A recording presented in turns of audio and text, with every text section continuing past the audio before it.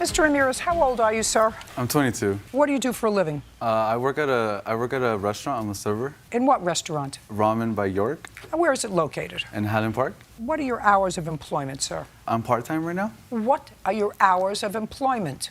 From 6 to 11. 6 p.m. Yes, to 11 to p.m. 11 p.m. And what do you do all day? Well, I'm starting school again. I just started school. I don't care what you are doing soon. What do you do now during the day? Which school do you attend now? I do an online schooling. So you don't go to school, you do online, which means you work out of your house? Yes. And who do you live with? My parents. And what do they do?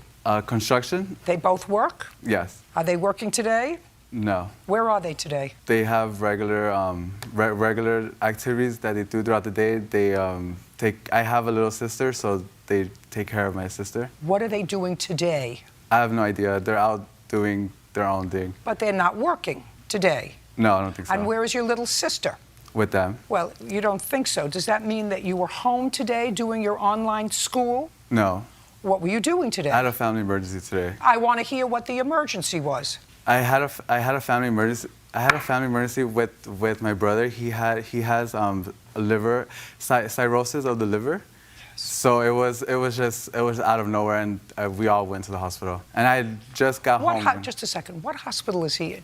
You just told. Listen to me very carefully, Mr. Ramirez. You just told me a moment ago that your parents were out doing, you don't know what today. They were out doing things, regular things, because they weren't working. That's what you told me 2 minutes ago. You told my staff in the back that you had a family emergency, but just a moment ago you said your parents were out doing their own thing. Now all of a sudden you have a family emergency and everybody was in the hospital. Listen to me very carefully, Mr. Ramirez. I'm going to explain something to you about time and other people's time. You purchased a car from Miss Rodriguez. You didn't know her before you purchased the car from her, is that correct? Yes. You purchased the car from her because you saw the ad online. Yes. Correct? And you bought the car and you had an agreed upon price. Yes. I'm going to get to the rest of the facts of the case because you didn't finish paying for the car. Absolutely. I'm going to get to the facts of the case in a minute. I'm not finished with you about other people's time. Yeah. I spent a lot of time in school preparing for what I do. All these people work. Do you know what I mean? Work. Full time. They work. They get up in the morning and they don't go to school online. If they went to school, they actually got out, put their behind in a car, drove to school, or went to school. Do you understand? I'm here waiting for you because you couldn't get here on time. Bird is here waiting for you because you couldn't get here on time today. Most important, the lady that you stiffed on the car that you didn't know was here at 1:15, the same time you were supposed to be here. Do you understand? That is disrespectful. Stop tapping. That's disrespectful. It's disrespectful of other people's time when you're late. You see all these people sitting in the gallery? They could have been home 40 minutes ago if it wasn't for you. I could have been home 40 minutes ago and been on the treadmill if it wasn't for you. She could have been on her way home if it wasn't for you. Do you understand? That's respect for other people's time. And if you're 22 years old and you don't understand that yet, I'm prepared to give you a dress down. Now we understand each other? Okay, but I had a family emergency. Listen to me. Listen to me. Mr. Ramirez, I understand your words, family emergency. You told me 5 minutes ago you didn't know where your parents were. They were out doing chores because they weren't working today. And then when you realized where I was going, you went back to your original rote. I had a family emergency. Now, all of a sudden your parents who were out doing chores were at a hospital with your brother who has cirrhosis of the liver? Is that what you're telling me? You forgot about that when I asked you first where your parents were? If I asked you, Mr. Ramirez, where are your parents today? And you said, we were at the hospital with my brother. That I could understand. But when I asked you where they were, uncross your hands. You said to me they were out doing their things because they're not working today. Do you understand? Yeah. Perfect. Now, you bought a car from Miss Rodriguez and you agreed to pay her how much? $1,600. You gave her a $500 deposit. She's a trusting soul. You gave her a $500 deposit, and because you probably said to her, I'm going to pay you every month religiously until the $1,600 is paid off, just like you told me you had a family emergency, she trusted you enough to give you the registration for the car, right? Right? Yes. And then you were smart enough to register the car in your own name, right? Yeah, it wasn't registered. You've never had the car registered? No, it wasn't registered before. I don't care whether it was or not. You had it registered in your own name. Yes. And that was the last Miss Rodriguez heard from you. Now, when he purchased the car, he came, he looked like a nice young man, right? Yes. And he said, I promise I'll give you what? How much a month? It was supposed to be $500 every week for 2 He was going to weeks. give you $500 Yes, a week for because- 3 weeks?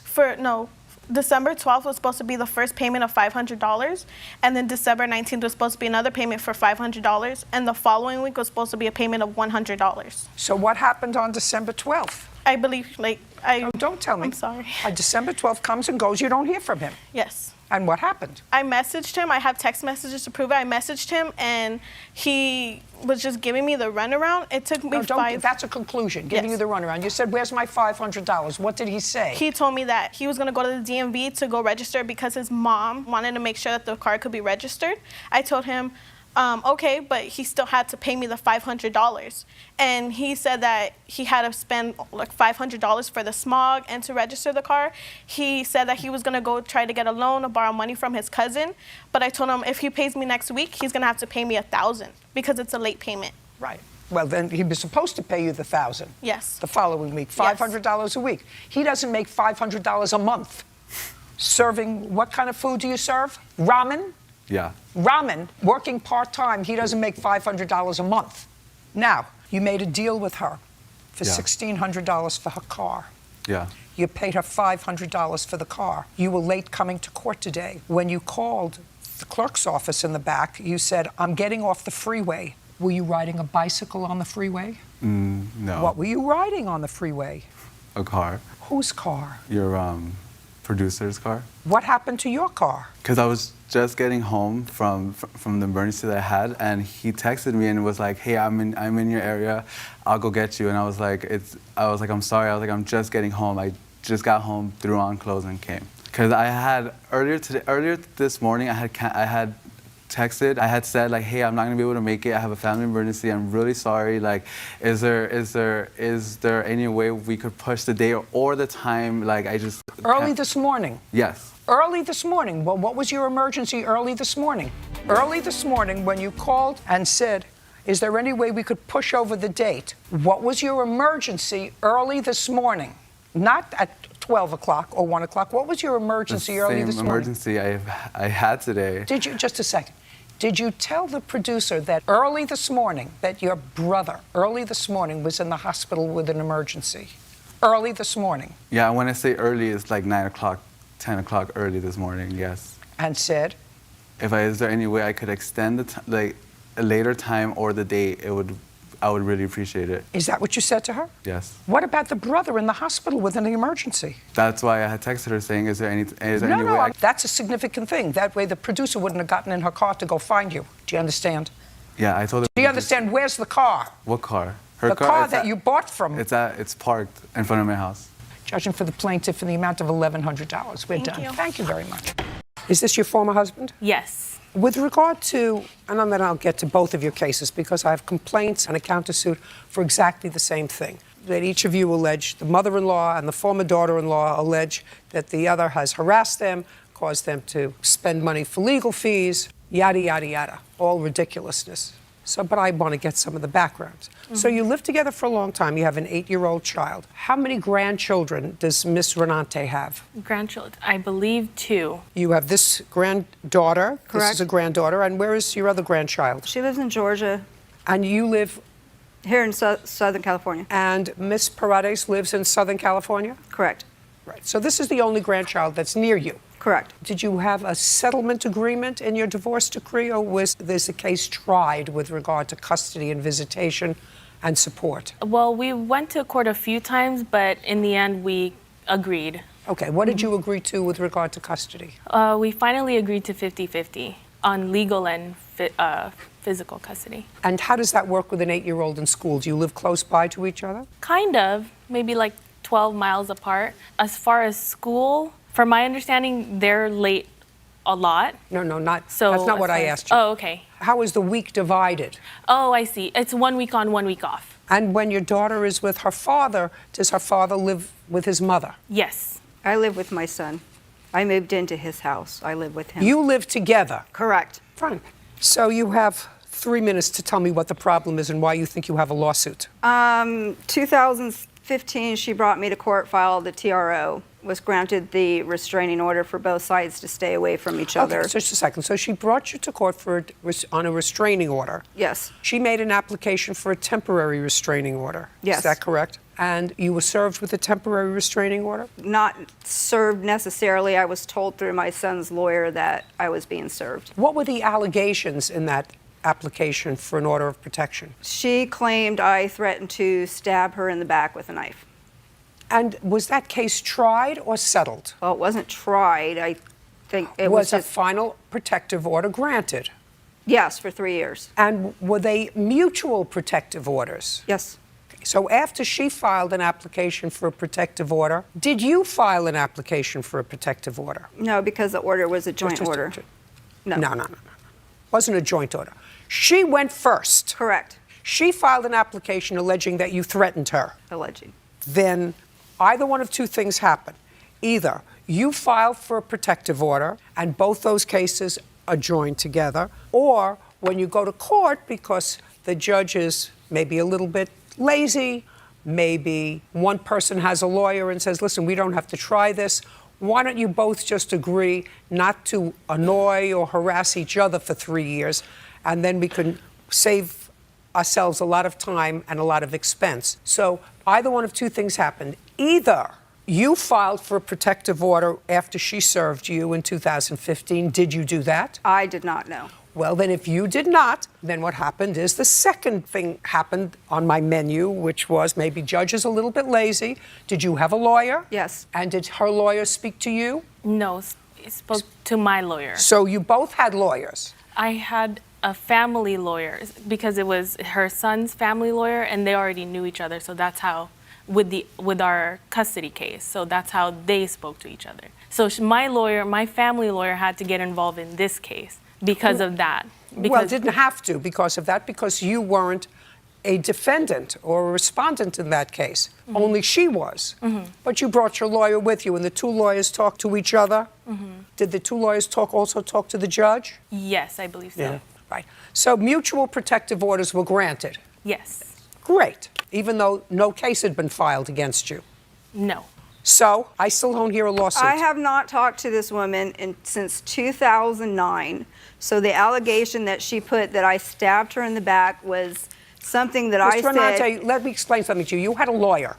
Correct. If you wanted to fight that order of protection, listen to me carefully. If you wanted to fight that order of protection, you should have said to your lawyer, I want a trial. Okay. Not say, I consent to an order of protection. But it wasn't really about that. It was about my granddaughter. She filed the restraining order against both me and my son separate, had two separate judges sign it, and he couldn't have my daughter in visitation because I lived in the house with him. So I Listen. went to court to fight the visitation. She wouldn't allow her daughter in his house because I lived with him for him to see his daughter unless I wasn't there. But since I lived there, how's that going to happen?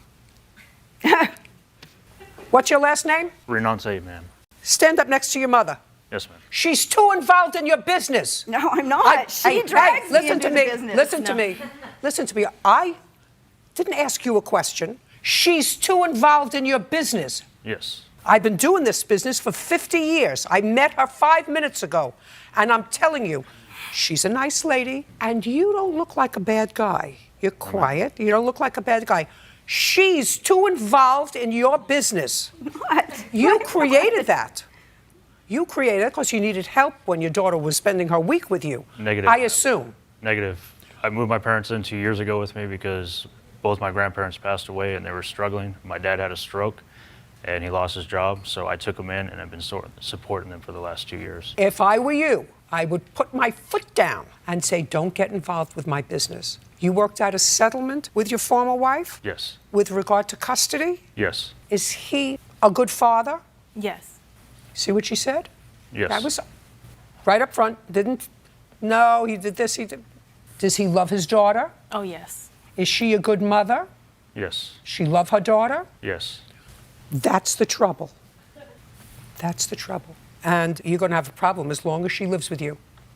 I assume that the protective Trust me. I've been doing it We get along good. I've been doing it a long time. She's a pot stirrer. No, I do not. She's a pot stirrer. Do you work? I go to school full time. Who supports the household? I do. Doing what? I'm a vet, so I get GI Bill benefits and disability benefits from the VA. So. Do you work? Yes. What kind of work do you do? I'm a supervisor for a Vasey medical group. Do either one of you pay child support? Not anymore, no. No. Good. We agreed not to. Well, he's perfectly capable. The fact that he wants to go to school and he has an 8-year-old child, that's fine as long as he takes care of her half the time and you take care of her half the time. That's fine. What else? At the end of September, 911 called my son. I was with my son. We were out in the car against Joanne. She had locked herself into the bathroom, my granddaughter, fearing for her life. We went to the police station, and I go, there's court orders that says I can attend school functions peaceably. And so I showed up with my son at the police station to support him and to tell my granddaughter I would be there. And she said, I have a restraining order, can you get rid of her? Absolutely so I was right. asked to, and I get that. I Absolutely understand, and I right. knew that was going to happen. But the other cases are September 16th was her birthday. It was his day to have her.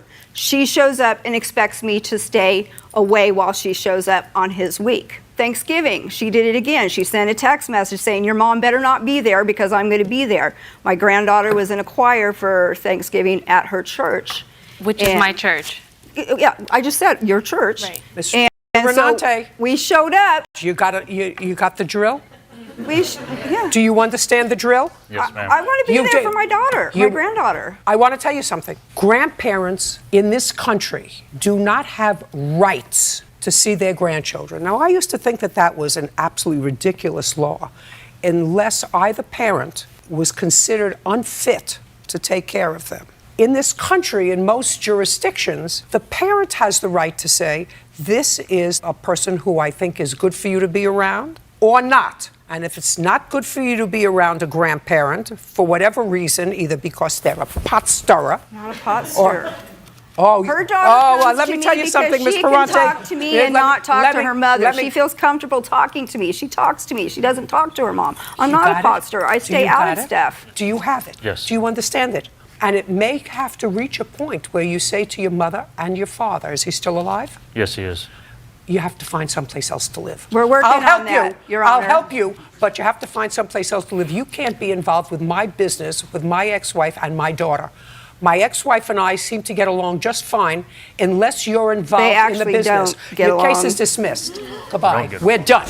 The accident happened, Ms. Terrazone, on what date? April 25th of this year, 6:30 p.m. What kind of car were you driving? 2001 Jetta Volkswagen, black, When had you purchased it? around 2008. And at the time of the accident, did you have full coverage, and with what company? I did not have full coverage. Did you I had did you have liability? yes, liability coverage. With what company? USAA, And what kind of car were you driving, Miss Salazar? A 2003 Chevy Tahoe, When had you purchased it? approximately 6 months previous to the accident. How much did you pay for it? $2,500? Was that the total cost of it? Yes. Did you pay for it in cash? Yes. At the time of the accident, did you have liability coverage? I did not. My insurance had lapsed the day before. Which is why we're here. Because if your insurance hadn't lapsed, your insurance would have taken care of Correct. the money. My policy was being rewritten and the Whatever. But if your policy wasn't being rewritten, we wouldn't be here today because your insurance would have covered the accident and would have paid for her damage. Is that correct? probably, Probably. they might have found fault with her though. Probably not. You want to tell me what happened? yes, I was out of my commute from work. Show me where. In this diagram here, I was turning left here, and I had a green light. She was in the next lane next to me, right here. She had a red light. So she was at a complete stop. I had the right of way. I was turning left, and she bolted right in front of me, giving me no reaction time to brake, and we hit right on the side here, not bumper to bumper, but to the side. So my right, So she was going around you. she was cutting right in front of me to make Make the the green le- light. No, ma'am. Got I was it. already in the left-hand lane when she came up Got behind it. me. If you were already in the left-hand Sure. lane, then Just a second. Just a second. Okay, the plaintiff's witness was not in this location. She was actually in front of my vehicle. She's in a small vehicle. Why don't you tell me where your car was? Okay, I was in this lane already. There's an island that comes out right here. I was in this lane right here. She was not behind me. The witness was in front of me, and I was here. I had the green. As I approached the arrow, it turned yellow. I decided to wait for the next light, and all of a sudden, she slammed into the back of me. Okay. It was not in the back of you. I'm going to dismiss your case if you do it again. Do you understand? Yes. PW, plaintiff's witness. You were in a different car. Yes, ma'am. Tell me your last name. Goss. Had you ever met Miss Tarazone before April 25th? No, I did not. And you don't know the defendant? I don't know any of them. You got involved because you witnessed the accident? I was right there, yes. You want to tell me who's telling me the truth? Yes. Your Honor, I am the yellow vehicle, and the defendant is the blue vehicle. I was She's lying. behind She was her. in front of me. I don't want you to speak. Somebody who drives around without insurance doesn't speak. I have insurance right now, ma'am. I had don't- one day with no Wait, insurance. Just a second. Do you know how many cases that I do with people who went one day without insurance and just happened to get into an accident that one day? We cover an entire sweeps period in November with people who just had a lapsed policy, it was being rewritten, the stamp fell off the envelope, all kinds of other things. So let's be quiet. And how many months' rent did you pay? I don't owe him anything. No, that's not what I asked you. That's why we're here. So don't cop an attitude. I don't have an attitude with you. Don't cop an attitude. I asked you a question. I said, how many months' rent did you pay him? I pay him, I think, all his rent. I don't know what you think, because we'll go through each month. You signed the lease in August. Was the lease supposed to start in September? Or August? Or October? When was it supposed to start? I believe it started Can in I see August. the lease? Yes, ma'am. I have the lease right here. I also have a schedule of the payments that she made to me as well. Started September 1st. I'm going to show this to you, Ms. Rice, because this is what Mr. Thorpe says, that you paid him and the months that you paid him. Okay, yes, ma'am. Okay, and this starts in August 28th, 2015. He says on August 28th, 2015, you paid him $525. Yes, ma'am. Is that correct? Yes, ma'am. You don't have any deposits for October, November. You do have one in December for $525, so you didn't pay those 2 months. Do you have any proof that you paid those 2 months? No, but when we signed the lease in August, the 28th, that was just early for September. I got it. And then, according to text messages, I did give him the rent for October because Mr. John is one of them type of people. He keep you informed Well, just a all second. the way through. Just show me that you gave him rent in October. I don't have a receipt. Show me the text message. He should have had a deposit on the 9th of October. It says the money was deposited into your account. Thanks. Just a second. That's your message to him. Yes, I told. Where's his message to you? Because he's asking for his money on the 9th. You say to him, I deposited the money. Yes. Where does he say, oh, fine, I got it? He never responds Then like what that. do you have to do, madam? The fact that you say I deposited the money, even though it was 9 days late, I deposited the money in your bank. Show me an acknowledgement or show me something from your bank. I don't need a receipt. You have a bank. No, I didn't have a bank account at that time. How did you deposit the money in his bank? Because I How had his did you- account. I had his account number, And then you get a receipt. and then I got Just a receipt. second. Then you but get. then, in the process of mismanagement, I lost the receipt. Well, that's but too- I always that's too send a bad. text message to him and let him know when Just I a s- deposited the money. I don't care. I mean, your text message, because It's he's fine. asking you where my rent is, and you say, I dropped it in the mail. No, I didn't. And then I drop it lost in my the mail. receipt. Okay, October, November, you don't have. December, he says you paid $525. The next time he got a partial payment of $200, January 20th. Then he got another partial payment of $75 on February 1st. However, on February 5th, he got $800. Yes. So on February 5th, and then on February 24th, he got another $400. So I'm going to take October off because she paid twice in February, right? But she didn't pay in January, the full January. So she owes $325 for January, $525 for November. And then she didn't pay anything in March, but on April 8th, she paid $475. So nothing in March. You have any proof that you paid in March? No. By March, was your rent $450 or was it still? Because I paid in March. No, you didn't pay in March. You didn't pay Yes, in March. like right here. Well, show me where he acknowledges that you paid in March. The fact that you say you paid in March, checks in the mail, doesn't mean he got it. Just tell me. It wasn't in the mail. Like, No, I paid him $400 on the 24th of February. That was March payment. That was for March. I paid him up. No, I paid him ahead of time because it was income tax time. Because John You is one owe of them him- type. listen to me, I don't you- owe him anything. You owed him money from January. I You only don't paid- owe him money from January. Yeah, you did. You no, owe- I don't, because the $800 in February covered January and February. And That's what about where March? it came from. Just a second. You just told me. It And also, then the other payment, the $400, covered March. That's how the payment got back down to $475, $450, and $25 for the late fee, Okay. according to We're his gonna- own well, text messages. Just a second. I don't got time for this get-rich-quick scheme he got going on. What is your last name? Believe him in Saul. Who was a tenant in this house? You can sit down. I didn't think you were a tenant. Just the two of you were Yes, tenants in the ma'am. house. These were your tenants. Yes. They had an oral lease or a written lease. We actually have a written lease. I'd like to see it. Well, it just says that she received $600 to rent a room at this address. They will be moving in on January 2015 between 1st or the 5th. Deposit. I need 2 weeks' notice of change of plans to have a full refund. And you signed it. Yes. Okay, this is what the case is about. You claim that they had you falsely arrested. So there is an oral lease. Rent was $600 a month. You moved in January. Is Yes. that correct? January of 2015. When did you move out? February. Of 2016. When did she first tell you that she wanted you to move out? What month? September. In September. I actually have. Yeah, she has a paper. Good.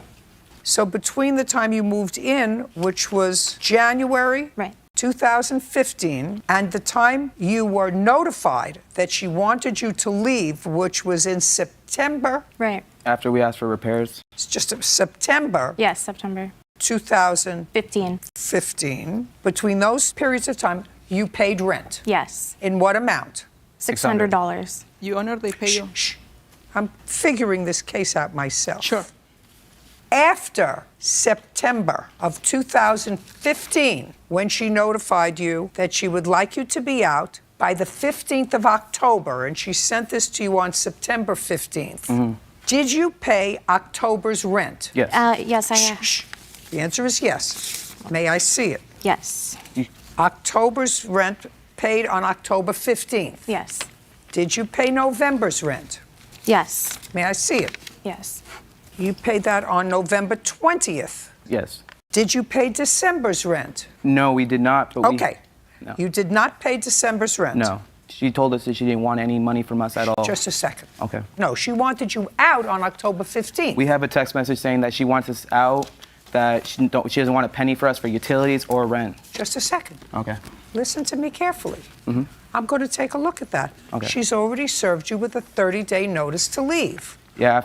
Just a second. Okay. September 15th, she served you. This is your evidence, a notice to leave. You did not leave No. on October 15th. You No. paid rent on October 15th. You got a letter from your landlord. Due to different circumstances, I will be moving out by 30th September. She told you you were renting a room, correct? New people will be moving in on October 1st. I am sorry, but I need you to please move out by the 15th of October. I am giving you a month's notice so you have enough time to clear out everything. I'm sorry for the inconvenience. All right, that's what she sent you. So instead of moving out, you stayed October 15th and you stayed it the whole month of November. Yes. And then December, you were still there. Pay attention to me. I'm creating in my own head. Put your hand down. I didn't ask you a question. Okay. So you stayed there, and what you just told me was she said, I don't want you to pay any more rent or utilities. I just want you out. That was That's what you January. just told me. Yes, that was January. That's what you just told me. So you neither paid rent nor utilities, nor did you move in December. Is that right? No. Good. So you didn't move in December, and in January, Did you pay rent? No. No. And did you move? We moved February when she told us to. No, she told you to move in October. May I speak? She jumps back and forth a lot. She would come say, have a problem with us. She'll talk to the mediators, and she'd be like, oh, everything's fine. Don't worry about it. We're all family. That's why we were really confused with her then when she found out about the You housing. weren't confused about not paying rent. She did it out of retaliation, though, because we called the housing services Who on her. cares? You ate the steak. She deposited our rent checks. You went in to the restaurant, you ordered a steak, you tasted it. You said, I've had better steak. You didn't give it back. You finished the steak, and then you said to the owner of the restaurant, I'm not paying for the steak, I didn't like it. May I? You can tell me anything you like, but you ate the steak. You, and is this your wife or girlfriend? This is my girlfriend. This is your girlfriend. You But and she your told us girlfriend. that she didn't want any more money, though. She said that she didn't want to go through an eviction. She didn't want to go through an eviction because she said, she knew we went to housing and housing told us our rights. Our housing told wait for her to try to evict us. And she explained that we could stay. I mean, And they told us that she cannot charge us for utilities on an illegal unit when it's a single family dwelling. Listen to me. You don't like the steak? Move. I did. You didn't move. I was waiting for her to just pick up. a second. You stayed and you ate the steak December and January, and you didn't pay for the steak. You stayed there and you ate it, and you lived there perfectly fine and paid rent. She refused- January, February, March, April, May, June, July, August, September. All of a sudden, when she told you you had to move, she sent you a very nice letter. Now, this is what the case is about. I'm just trying to figure out who you are. Okay. So far, you're squatters who stayed 2 months without paying rent.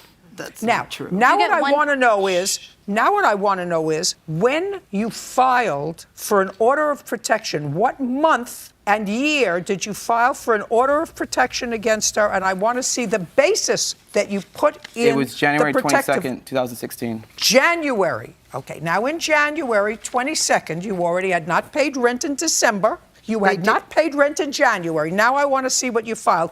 Put your hand down and take your hand off his see, thigh. she moved out of, and we couldn't find her. So how is it my responsibility to find her to pay kept- her rent? If- She wouldn't tell us where she lives. She How wouldn't was I pick it up. supposed to pay her rent? She gave us letters saying that she didn't want the rent. She just wanted us to move out to avoid an issue with the thing. Because she knew we talked to housing, and housing told us our issue, our rights.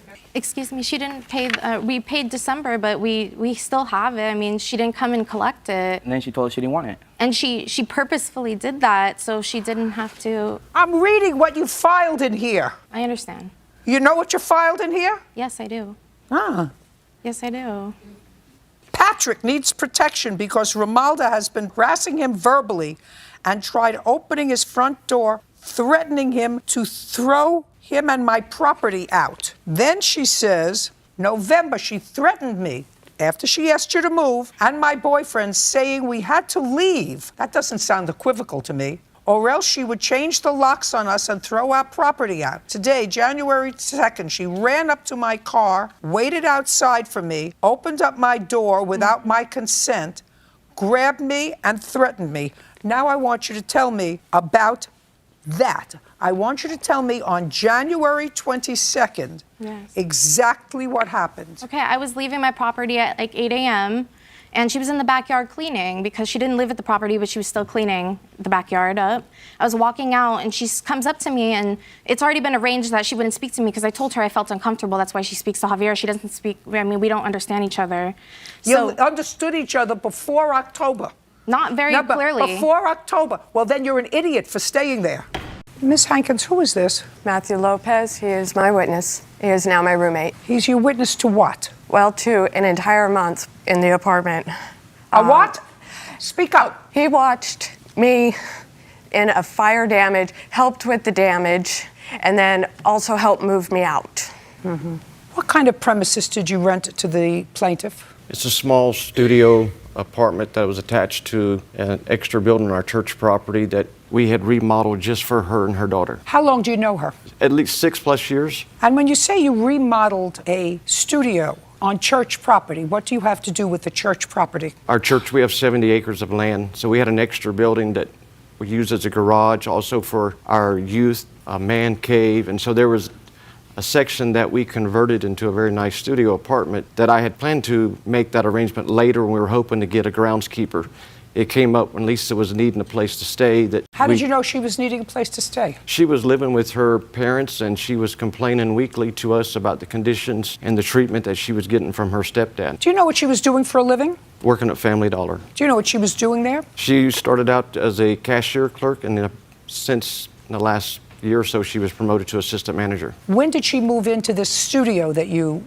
renovated for her? She would have moved in February of 2015. And were you charging her rent? Yes. How much?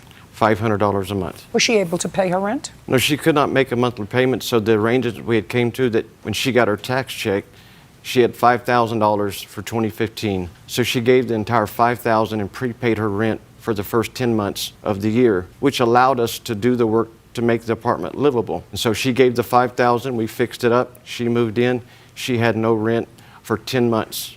And then at the next year, February 2016, when she got her tax, she was to catch up what she was behind and pay as much in advance as she could for the next year. So when did she give you the tax check? Soon as Month she got and year? February 2015, and then again February 2016. And she paid in cash, Your Honor. She paid what in cash? Her rent, when she gave the $5,000, she gave $5,000 in cash.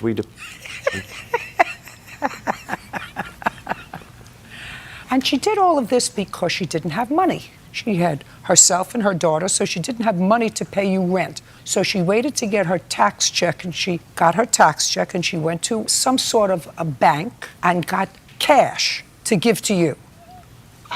To the church. Right, it gets better. This person who had no cash took out renter's insurance, had no money to pay her rent, paid renter's insurance. And lo and behold, there was some sort of fiery smoke that damaged a whole bunch of your property. And I want you to tell me when this fiery smoke was. Well, I report... Just a second. Oh, go ahead. Month and year. It was reported to insurance December 15th of 2016. Is when there was a fire. That's when your $5,000 rent ran out that you had prepaid the February before. So then you were up to January, right? And then you would have to have paid another $5,000, right? Because she wasn't paying any rent. She was just giving you every February $5,000 in cash when she got her tax refund. Is that right? Correct. Now, what I would like to see is when you first took out and paid for renter's insurance, month and year. Don't look confused. It's a very simple question. I want to see when you took out the rent insurance policy, because somebody has renter's insurance and you've lived there for a couple of years, you would have taken the renter's insurance out for several years, right? So now I want to see the policy when it started. Well, okay, now I do not have the starting date of well, we're going to get that. Yes. We're going to get the date that your policy started, the date that you applied for renter's insurance. December. Let's start with the year. 2016. So you didn't have renter's insurance in 2015 when you lived there? No. You got renter's insurance in 2016. Correct. Right. Did you get it in the beginning of 2016 or the end of 2016? Truly, it was December. It was probably in October when I changed to insurance companies. In October or November, right before this smoke damaged your property. Now, do you have an arson report? No. Do you have a fire damage report? We brought in a restoration company which hired. That's not what I'm asking you, sir. When you have a suspicious, because you don't know where it started, right? Yes. So you would have to call in the fire department and find out where all this started. Do you have a report? My insurance company sent the fire inspector. Listen to me. This is a world-class scam. If the insurance company paid you for any damage, I mean, you really have to be stupid, because I read this thing before I even looked at you folks and asked one question. I said to myself, I betcha this lady didn't have insurance until right before there was damage. That would be you. That is correct. Right. And here's a lady that didn't have money to pay rent. So what she did, according to this one, who was probably a co-conspirator in this whole thing, is she paid him in cash, allegedly, from her income tax return. So she's paid up for 2015. She's paid up for 2016. But in February of 2017, she has to give him another $5,000 or start paying rent. So you know what happened? She took out renter's insurance a month before she had thousands of dollars worth of smoke damage to her property. Does that sound right to you? No, doesn't sound right to me. So we're going to find out exactly when you took out the renter's insurance. And I would like to see the reports that you filed with the insurance company. Okay, I have all of these. And how much money did you get? There was 2 claims. The church has a policy that covers all of our property and our buildings. And so But you didn't have any damage to the church. Yes, ma'am. Where? The way the insurance company broke it up was her renters covered her furniture, her appliances, her dishes, her clothes, the structure policy. And with just a second, with no report to a fire department, she had all that damage. And what did the church suffer? Sir, in what location did the church suffer damage? In that location, that apartment. Just a second. Only in her apartment? Correct. Not any place else? Correct. Yeah, good. Do me a favor. Go fight with each other someplace else. Not here. I don't believe it. I don't buy it. I think it's a huge scam. Amen. I'm not sure whether you were both involved in it, but I know the insurance company got taken for a ride because how much money did they give you? $12,000.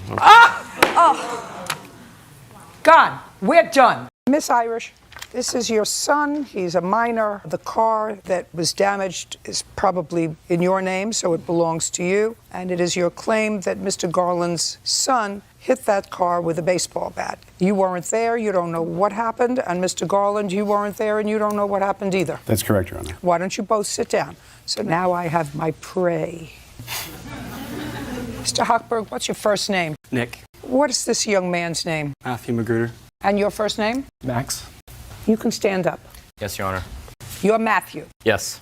Who first had the girlfriend? Me. And what's the girlfriend's name, Nick? Natalie. And who had Natalie as a girlfriend second? That would be Matt. Did you ever date Natalie? I am currently dating Natalie. You are currently dating, and you're Max. Yes. From when to when did you date Natalie? Probably, it was freshman year of high school, so I don't really know the dates exactly. What year are you in now? I'm a senior now. So it would have been 3 years ago. Yes. And when did you date Natalie? It was October 2015 through February 2017. And you are au courant. Correct. Starting when? May of 2016. 2016 or 17? 2017. I'm sorry, Your Honor. On what date did this incident happen with the car? Happened on November 3rd. Who was going to tell me a story that I'm going to believe? He will. You want him to tell the story? Mm-hmm. Forget it. It's your case. Mm-hmm. You tell me the story from the beginning of the evening. Okay, so Matthew Magruder texted me and asked me if I wanted to hang out with him that night. Do you have those texts? I do not, I don't think. Do you have I mean, the text? Your Honor, no. So we don't have the text messages. Right. Let us assume that that's what happened, that Matthew texted you and said you want to hang out. Now, were you friends even though you dated Natalie first? Yes, ma'am. And he dated Natalie second? Yes, ma'am. And so what did you do? So we met up at Qdoba, the Mexican Grill. What time? Probably 9. Don't look at him. Sorry. Over here. You met up at a Mexican Grill at about 9 o'clock. What happened next? Matthew had called Max to ask him if he wanted to talk about the situation that they had going on. Just a second. Matthew wanted to speak to Max. Right. When did he tell you that? I was in the car with him when he called him. So now you're not in the Mexican Grill. You're sitting outside in whose car? In Matthew's car. How did you get to Matthew's car? In my car. We met up at Qdoba and we were hanging out at Qdoba. So you left your car, you got into Matthew's car. And when you got into Matthew's car, Matthew said, I'm going to call Max. Yes. And the conversation with Max had to do with Natalie. No, not necessarily. Well, what do you think that he wanted to talk to him about? What do you think? Probably Natalie. Yes. I've had 5 children. I have 13 grandchildren. 2 of them are small. They're not there yet. I want to tell you what I know about teenagers. Most of the time when their mouths are moving, they're lying. Right. I picked on you because I'm hoping that you won't be foolish enough to lie to me. Do you understand? Yes, ma'am. Him, I'm not sure about. Do you understand? Right, yes. So now you meet up at the Mexican Grill just to hang out. But if you're hanging out, what are you hanging out in the car for? If you want to go to the Mexican Grill, you go in, you have a taco, you have some guacamole, and you have dip. But you met him, parked your car in the lot of the Mexican Grill, got into his car, and he didn't say to you, gee, what should we do? Should we go to the park? Maybe we should go to somebody's house. He said to you, I want to call Max and clear the air, right? Right. Keep going. It's getting better. Okay, so he called Max and talked to him, and you were in the car. Yeah, and I was in the car at the time. I want you to tell me, listen to me really carefully. I want you to tell me what Matthew said when he got Max on the phone. So he was talking to Max. What did he say as soon as he got him on the phone? He asked if he wanted to talk. And you couldn't hear the answer, right. I assume. And then what did he say? And then he was given an address, I believe, and Matthew, you mean Matthew was given an address? So Matthew couldn't. I believe that Matthew couldn't talk to him over the phone. I don't care what you believe. I want to hear what you heard in the car. Right. So he got an address from Max and said that he would come there. Now what you're doing is you're with Matthew because you know Matthew was annoyed with Max. Don't say anything. Don't move your head. Do you understand? Yes, Your Honor. Perfect. So far, you understand, Nick, that there is absolutely no reason for you to be in the car with Matthew to go over to Nick's house to discuss his ex-girlfriend with her current boyfriend that's going to result in anything good. Correct. You understand that? Correct.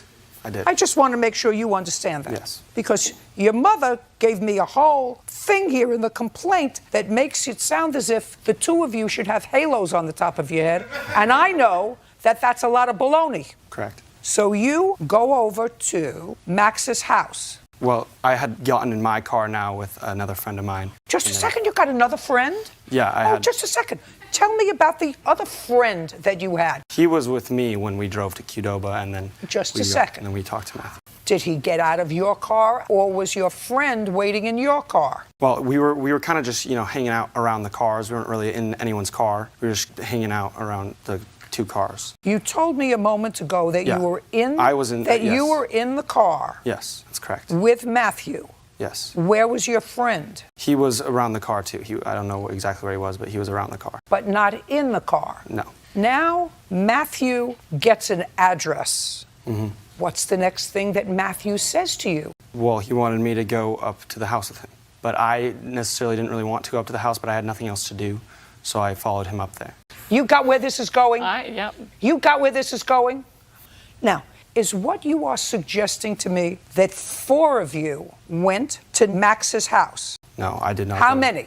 I believe it was 3 that went to his house. And then I was with my friend on another street. We weren't even parked at the house. Just a second. Yes. On what other street were you with your friend? It was down another street. It was like... How far did you have to drive from the Mexican Grill to get to the other street? 10 minutes, 5 minutes. 10 minutes? Well, what did you drive 10 minutes for to park a block away? Do you get where I'm going? Or do you not get where I'm going? I still don't think we should have damage to our car. I know we shouldn't have been there. What kind of shouldn't have been there? You had a gang going to his house over a girl. And if he came out of his house and hit your car with a bat, well, have him fix it. You get where I'm going? You get where I'm going? Yeah. You had no business going there. He was looking for smarty pants over there. He was looking for trouble. Right. He was going there for no good, and you went with him. That's true. You and your friends went with him. That's true. Good. We're done. We're done. Your case is dismissed. I have him admitting that he had... I actually believe that he probably took a bat and hit your car. Stand up.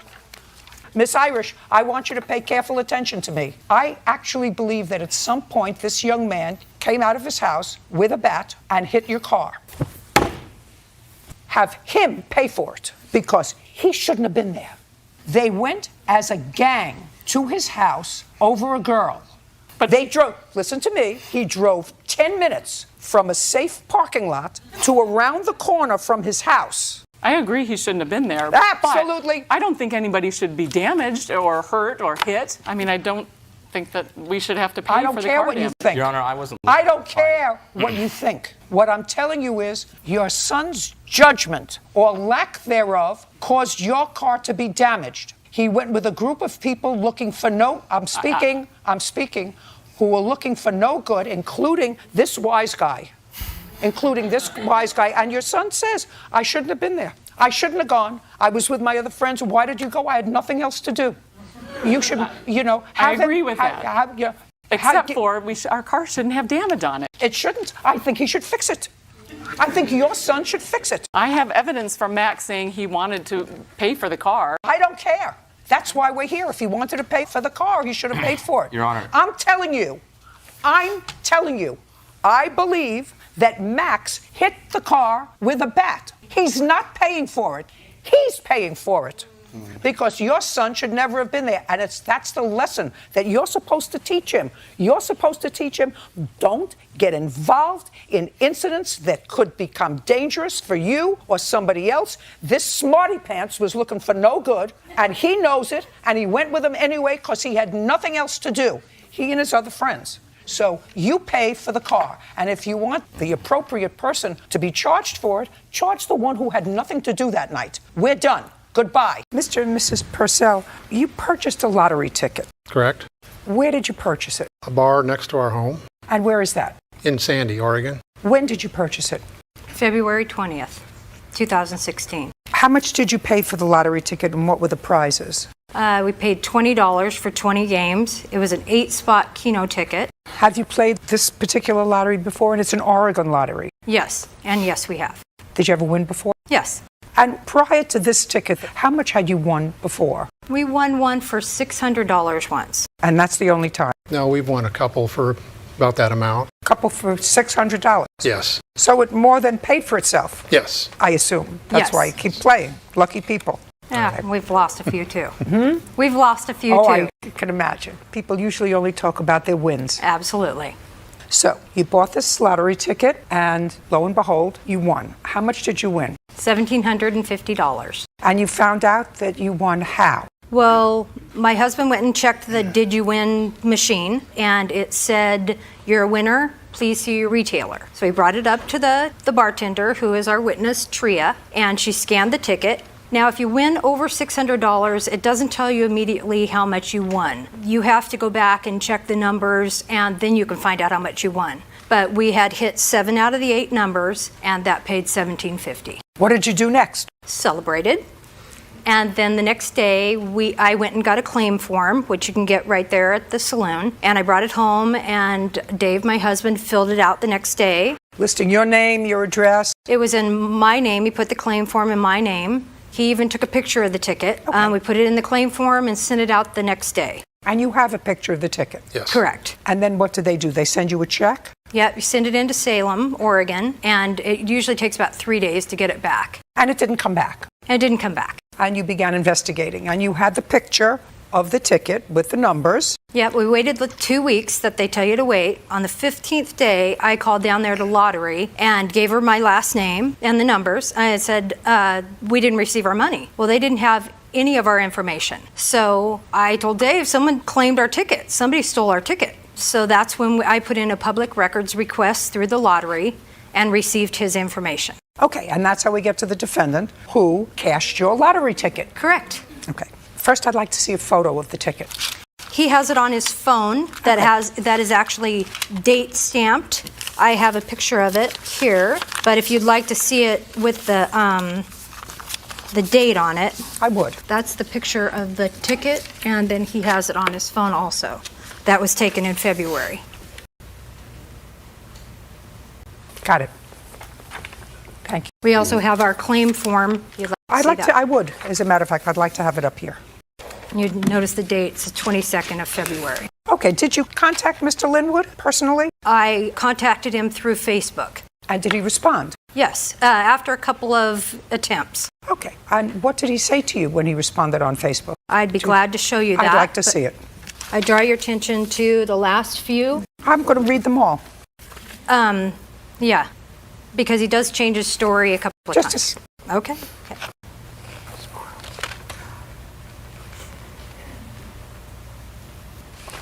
What do you do for a living, Mr. Linwood? I drive forklift, I do retail, and I do warehouse work. Let's try to get one cogent story, sir. Okay. On what date did this lottery ticket come into your possession? It had to have been February 27th or probably the beginning of March. And how did it come into your possession? Came into my possession, my father-in-law at the time, he contacted me one morning saying, hey, I won a lottery ticket of $1,750. I said, oh, wow, that's awesome. He said, well, could you help me out? It's unsigned. Can you turn it in for me? Because if I turn it in, I'm afraid that child support will take most of it. And I said, yeah, sure. What do you do for a living? I'm a well driller. What's your last name? Richard.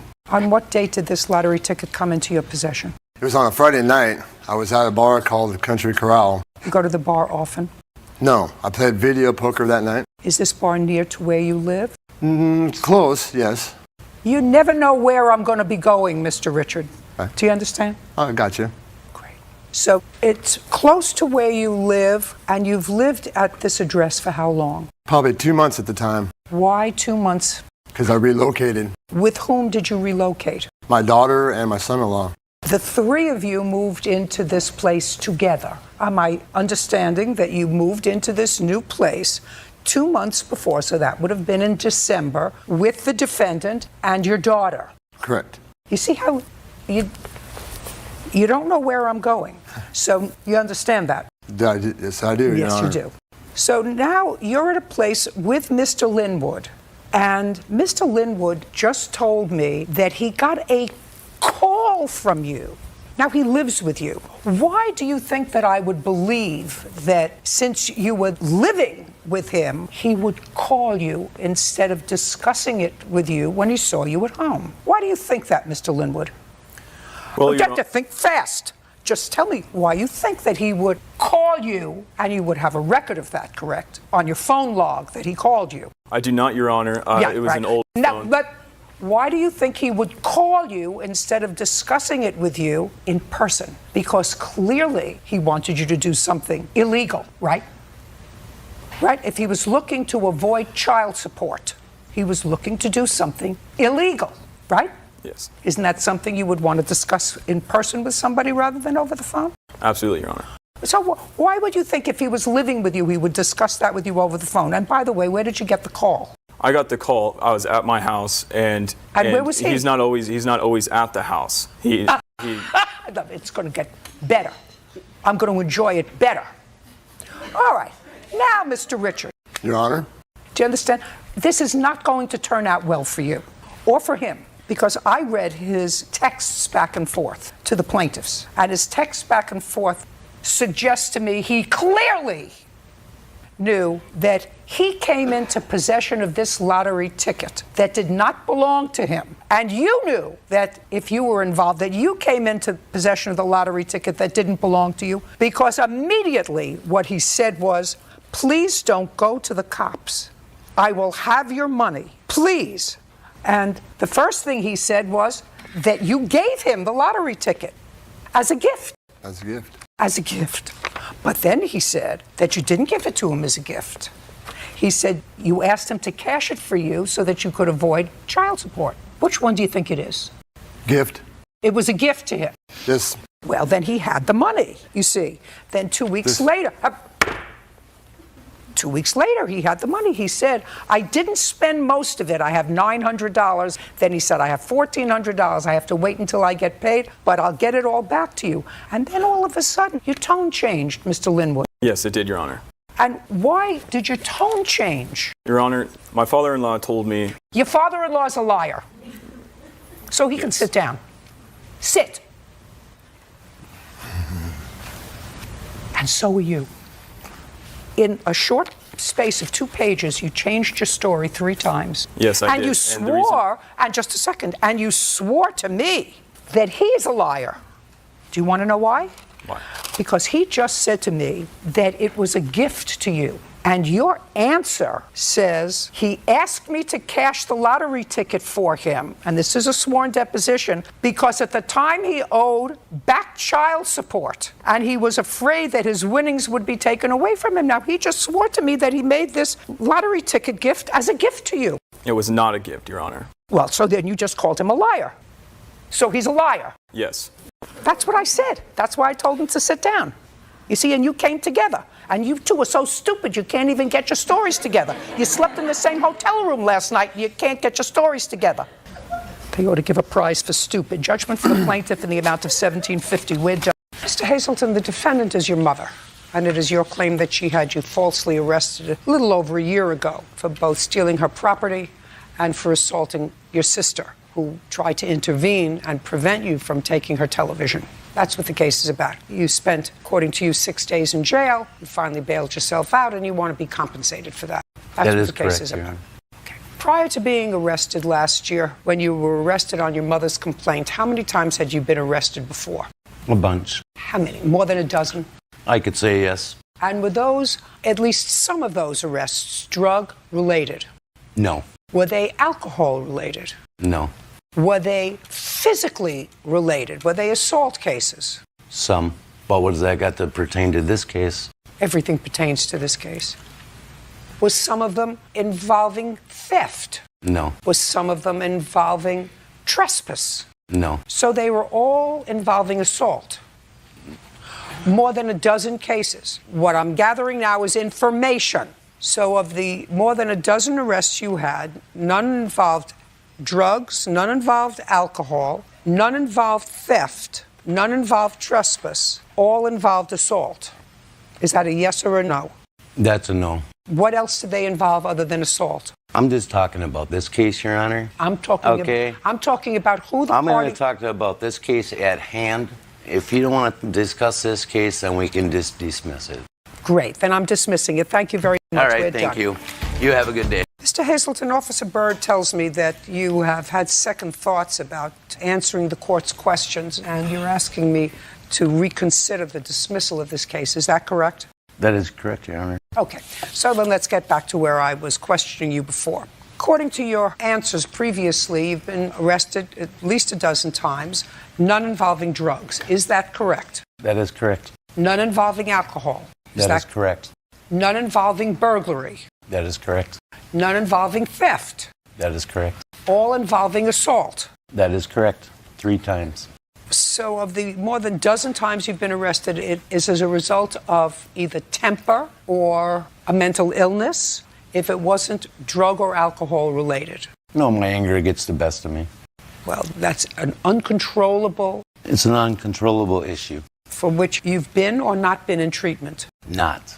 Is it correct, Miss Hazelton, that your son never had either a drug or an alcohol problem? Alcohol. In October of 2015, Mr. Hazelton, how were you supporting yourself? By working.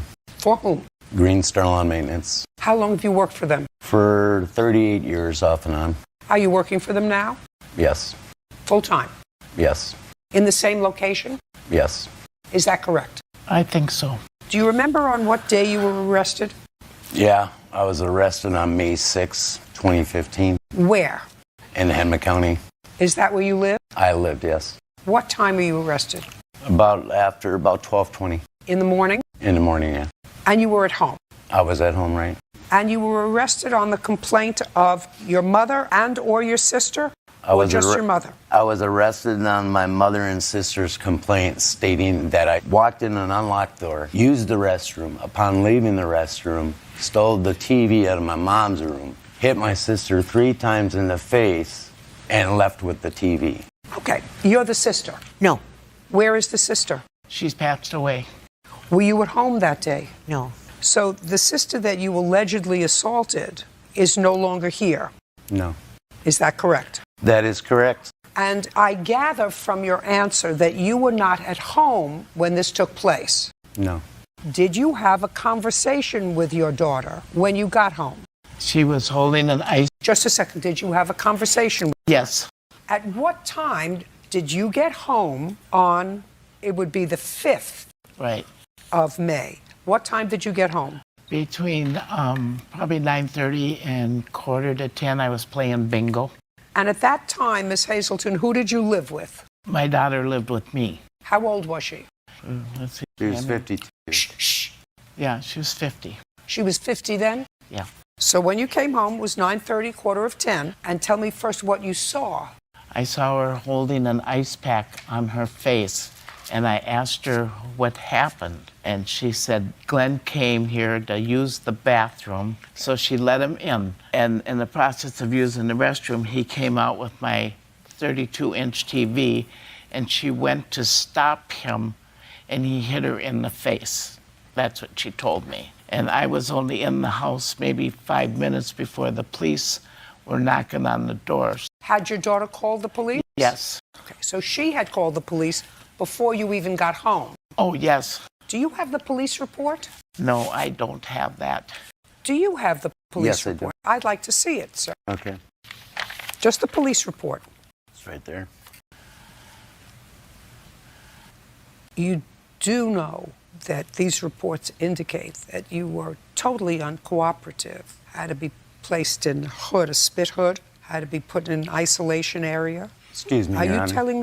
telling me that you were not high on some sort of drug or alcohol that night when they came to your home to arrest you? Excuse me, Your Honor. Let me first say this.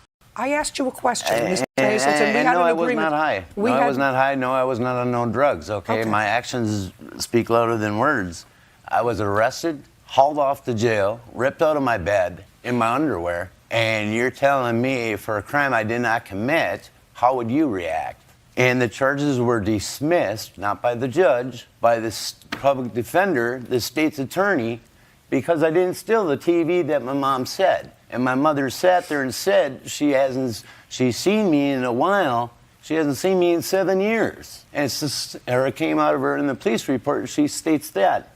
And my sister said 2 different signs. She said she came home in an ice pack, but there's no bruises or marks on her. I hit her 3 times. It's all a lie. And why don't they look in her question and call me and ask me, did I do this? They know where I live. You know? They're trying to give me 46 years for this TV. My life is a little more than 46 years, okay? Or acting out in jail or whatever. I didn't do it, and this is the reason I'm suing my mother. I'm out $2,500. I could have gone after for penal stolen damages. Your case is dismissed, Mr. Hazelton. You have no case against your mother. We're finished here. Miss Carter, you and the defendant have a child together. You are not married. You don't live together. Yes, ma'am. There came a time, sometime in September, when, according to your complaint, we're supposed to meet with the defendant to get some money. Yes, ma'am. And that was on September 16th. Where were you supposed to meet him? At his mother's house. And when had you made that appointment to meet him at his mother's house? Earlier that day at work. Tell me how that came around. We were supposed to be like exchanging for getting diapers, wipes, little necessities. Now, did that come around as a result of a phone call, a text message, an email? Phone calls in Texas. I'd like to see the text that you were coming to his mother's house, because that's not where he says you were supposed to meet. Is that right? Yes, ma'am. He says you were supposed to meet at, Walmart. which is where she works. She works on Wall Triana. That's right down the road from where she works on her way. Could be on her way home, man. And what time were you supposed to meet her? She got off work like 2:30, 3, so I said something around 3:30. Did you go there? No, ma'am, Why not? because she never called. So she was supposed to call Yeah, you. when she got off work to meet me. I'd like to can't see. find the text messages. It must have been a phone call. I apologize. Was it text messages? Or It was a phone call. She was at work that morning. Well, she said she was at work. It was about 10, 11 o'clock. I said, meet me and I'll give you some money. When you get off, she's supposed to get off at like 2:30. And I said, meet me. I'll meet you somewhere on Wall Triana in the area, Walmart. Okay, so you didn't call him. And I want to tell you something. I believe you were supposed to call him to meet him someplace. Let's understand each other. I've been doing this work a long time, and I'm looking at your face. And I know that you were supposed to call him to meet him at a sort of a neutral place, because this man looks scared to death, but he's not stupid. And there would have been no good reason for him to invite you to his mother's house and have his new girlfriend there. No good reason. Do you understand what I'm saying? Yes. Yes, ma'am. It's usually, having lived all these decades, your curiosity that brought you to the house at 8 o'clock at night. Now, are you telling me that you didn't go there at 8 o'clock at night? Yes, ma'am, I did. You went there at 8 o'clock at night. Where do you work? I work at McDonald's. And what time did you finish your shift at McDonald's? 2 or 2:30. And is Walmart down the road from where you are? Yes. How long have you and the defendant been separated, not dating? Since July of 2016.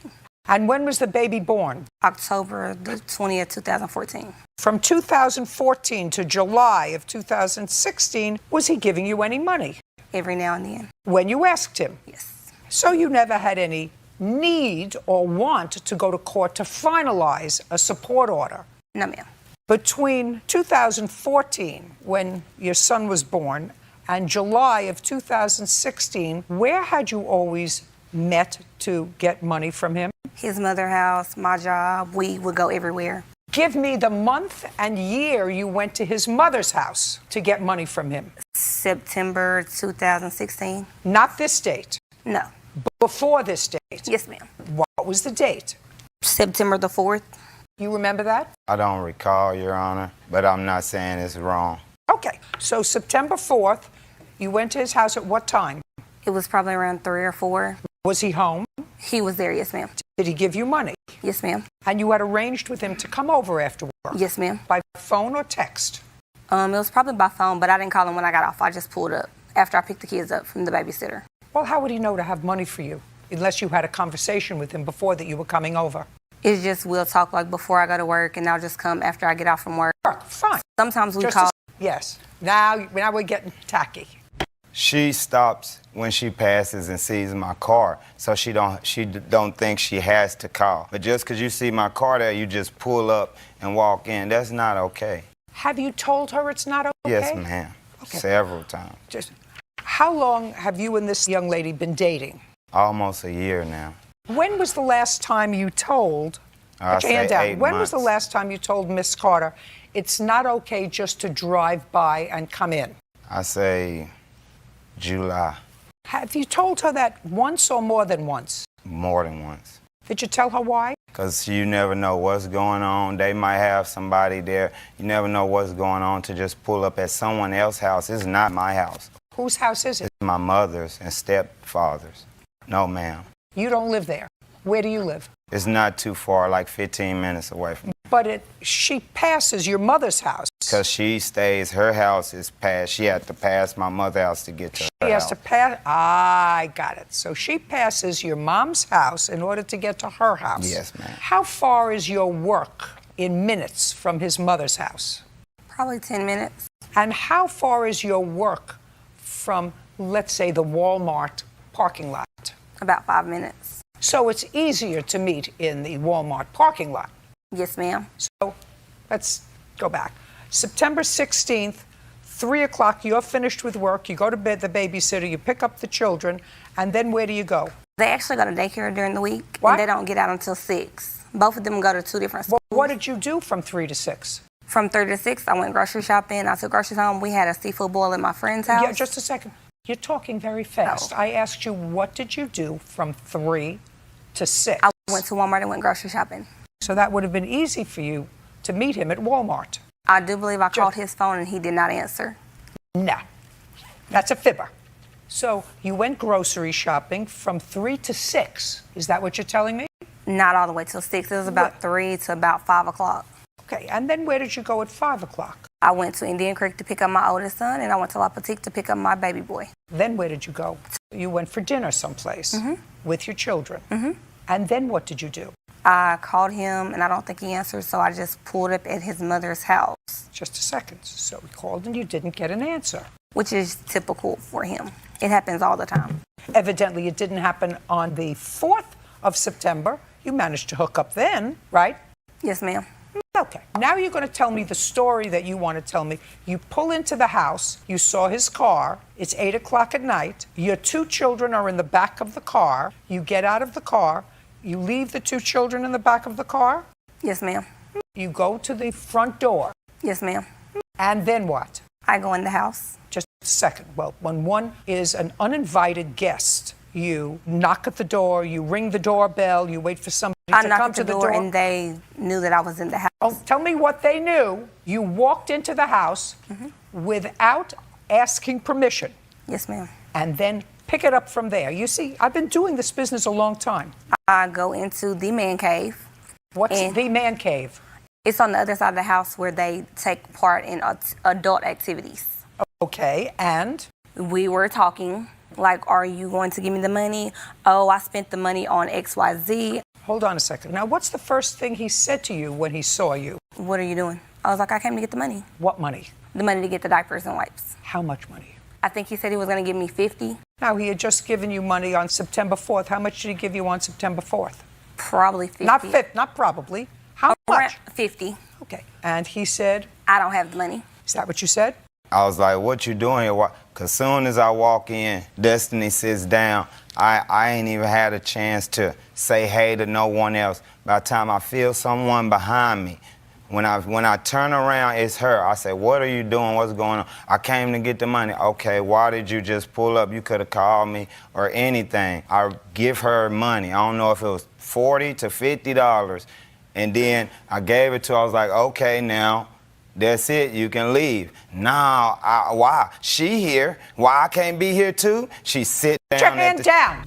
Go ahead, sir. She sit down at the table. From then on, it was an argument for 10 to 15 minutes. I want you, since I'm not going to get the story here, yes, ma'am. I would like you to tell me what the argument was. She sat down at what table? At the table where everyone was playing cards at. How many people were there? Like 8. That's just in the man cave part. Was your girlfriend there? Yes, ma'am. What about your parents? Yes, ma'am. My mother was on the other side of the house. My stepdad was in there with us. Any brothers, sisters? My brother was there and my sister was there also. She started talking to my sister, Amanda. This was the problem. When I came in, they having a little get-together. I'm just stopping by to say hey. So I'm coming in. Stop shaking your head. It's annoying. I'm coming in on their get-together, okay? And then as soon as I walk in, I haven't even sit down yet, and I'm already making an altercation. Is what you're saying, sir, you came in with your girlfriend? Yes, ma'am. Shortly before she came in? Yes, ma'am. About what time? I say 7:57, and at 8 o'clock she was behind me. Okay. I think she was sitting across the street waiting on to see if I was going to pull up or not. I don't know. Okay. Now that you know that I know, do you understand? I want you to know that I know. Now we're going to pick up from the fact that you went into the house uninvited. You knew the house. You went to the back of the house that they call a man cave. He's there and his girlfriend and maybe another couple of people. He said there were 8 altogether. Now I want you to pick it up and understanding I know what went down there. Okay. Go. As I'm talking to his sister, he grabbed Now, just me. a second. So now you're talking to his sister. Mm-hmm. What were you talking to his sister about? Going to the club. Going to a to strip what club? Down the street. You wanted to go with her to a strip club? She was talking about she was going. I told her I would probably be there too. Oh, and you're having this so you're having this long conversation with her in the house. Yes. And your 2 children are sitting in the back seat of the car. Yes, ma'am. Alone. Yes, ma'am. You got where I'm going? Mm-hmm. Mm-hmm. So now I don't believe at all that he said to you, I don't have any money. I believe he gave you money because otherwise you wouldn't be sitting having a discussion with his sister about meeting up with her later at a strip club while your 2 children are sitting alone in the back of the car. We understand each other? Yes, ma'am. Yeah. Pick it up from there. At that time, he reaches and grabs me by the hair, pulling me to the floor, dragging me out the house, kicking, pulling my hair, trying to hit me, all of that. You're a trespasser in the house. First of all, I don't believe you. I have pictures. About 10 minutes. And how old are your children? 6 and 2. So you left a 6 and a 2-year-old alone in the back of the car while you were discussing with his sister going to a strip club later on that evening. Is that what you're telling me? Yes, ma'am. I have a police report. Now, Mr. Fitchard. Yes, ma'am. She says that while she was talking to her sister, you grabbed her by the back of the hair and pulled her out of the house, kicking and screaming. Is that what happened? No, ma'am. You want to tell me what happened? Yes, ma'am. Okay, I asked her to leave like 3 or 4 times. Then I stood in front of her. I said, please leave. I pointed to the door 3 times. By that time, about the 3rd time, I'm cussing. I'm like, freaking leave. Okay, by that time she go to jump up and lunge at me. When she lunge at me and go to grab me, I grab her hair and hold. And by the time I grab her hair, the whole time it is 8 people just knowing we finna fight. As soon as she lunged at me and I grabbed her, 6 people grabbed both of us. No one of us can move. She's down because I was holding her hair, ma'am. But that's it. She's punching, kicking. Then she locked on my knee, biting me. And then eventually they pulled her off of me, and my mom and my sister and someone else escorted her to the car. I sit in the house like 3 to 5 more minutes. She is out there going crazy. Both of us wants to leave, so I tried to leave, and she pulled her car in front of mine. That's what started the altercation where I had to turn my car around. Your car was in first. Did she pull up behind yours? No, ma'am. Where did she pull up, and where were the children? The children was in the back seat. She pulled up. It's like, okay, when the driveway go, it splits like this. I was right here. She pulled on this side behind another car. You were both free to leave at that point. Yes, ma'am. I'm going to tell you what I think, sir. Yes, ma'am. I think that she started all this trouble. There's no question in my mind she started all this trouble. I think that you exercised poor judgment when she left, when she was out of the house. What you shouldn't have done is gotten into your car in an attempt to leave while she was still on the scene. Yes, you ma'am. should have waited inside or called the police, let the police come, diffuse the situation. That was a mistake, because there's no question in my mind that she started this whole, yes, ma'am. this whole problem for which she's not getting rewarded. Yes, ma'am. Did you file for a protective order? No, ma'am. I didn't file the protection order because of our son. Don't tell me because. You didn't file a protective order because if you filed for a protective order, there would have been a hearing, a trial, and there were 8 witnesses to what went down that day. That's why you didn't file for a protective order or press any charges against him. Now, do you visit with your son? When we're not fighting, like... So this is what I'm going to suggest to both of you. Yes, ma'am. I think if the children live with you, the defendant should pay a regular amount in child support and have a fixed time to visit with his son on his own terms, not your terms. That means that one or both of you can go to the family court. You ask to be legally declared child's father, which is an order of filiation and a paternity order. You say, I want a fixed order of visitation. Do you work? Yes, ma'am. Do they pay you by check? Yes, ma'am. Great. You tell the court, this is what I make, this is what I earn. And you tell the court that you want them to take a support order right out of your check so that you don't have to have anything to do with her with regard to money. Okay. And you tell the court that I want a fixed order of visitation so that she doesn't dictate when you get to visit. The court tells her when. Yes, ma'am. Now, if you don't pay the support order, then they will first take your driver's license away. They'll do all kinds of things. They'll take your tax return, and then they could put you in jail. Yeah. She doesn't allow you to see your son when the court tells her to. They will take the child and give him to you. Okay. That's what will happen. Now, you made a baby, and you have the responsibility to support that child, and you have the right to see that child. And he doesn't want to see you anymore. And his sister doesn't want to go to a strip club with you anymore. And you should be a little more concerned about your 2 children, ages 2 and 6, in the back of the car alone at 8 o'clock at night after you've already had an evening out with your friends. You should be more concerned than who he's with and what he's doing. You have no connection with him anymore. We understand each other? Yes, I'm ma'am. done with this case. I'm done.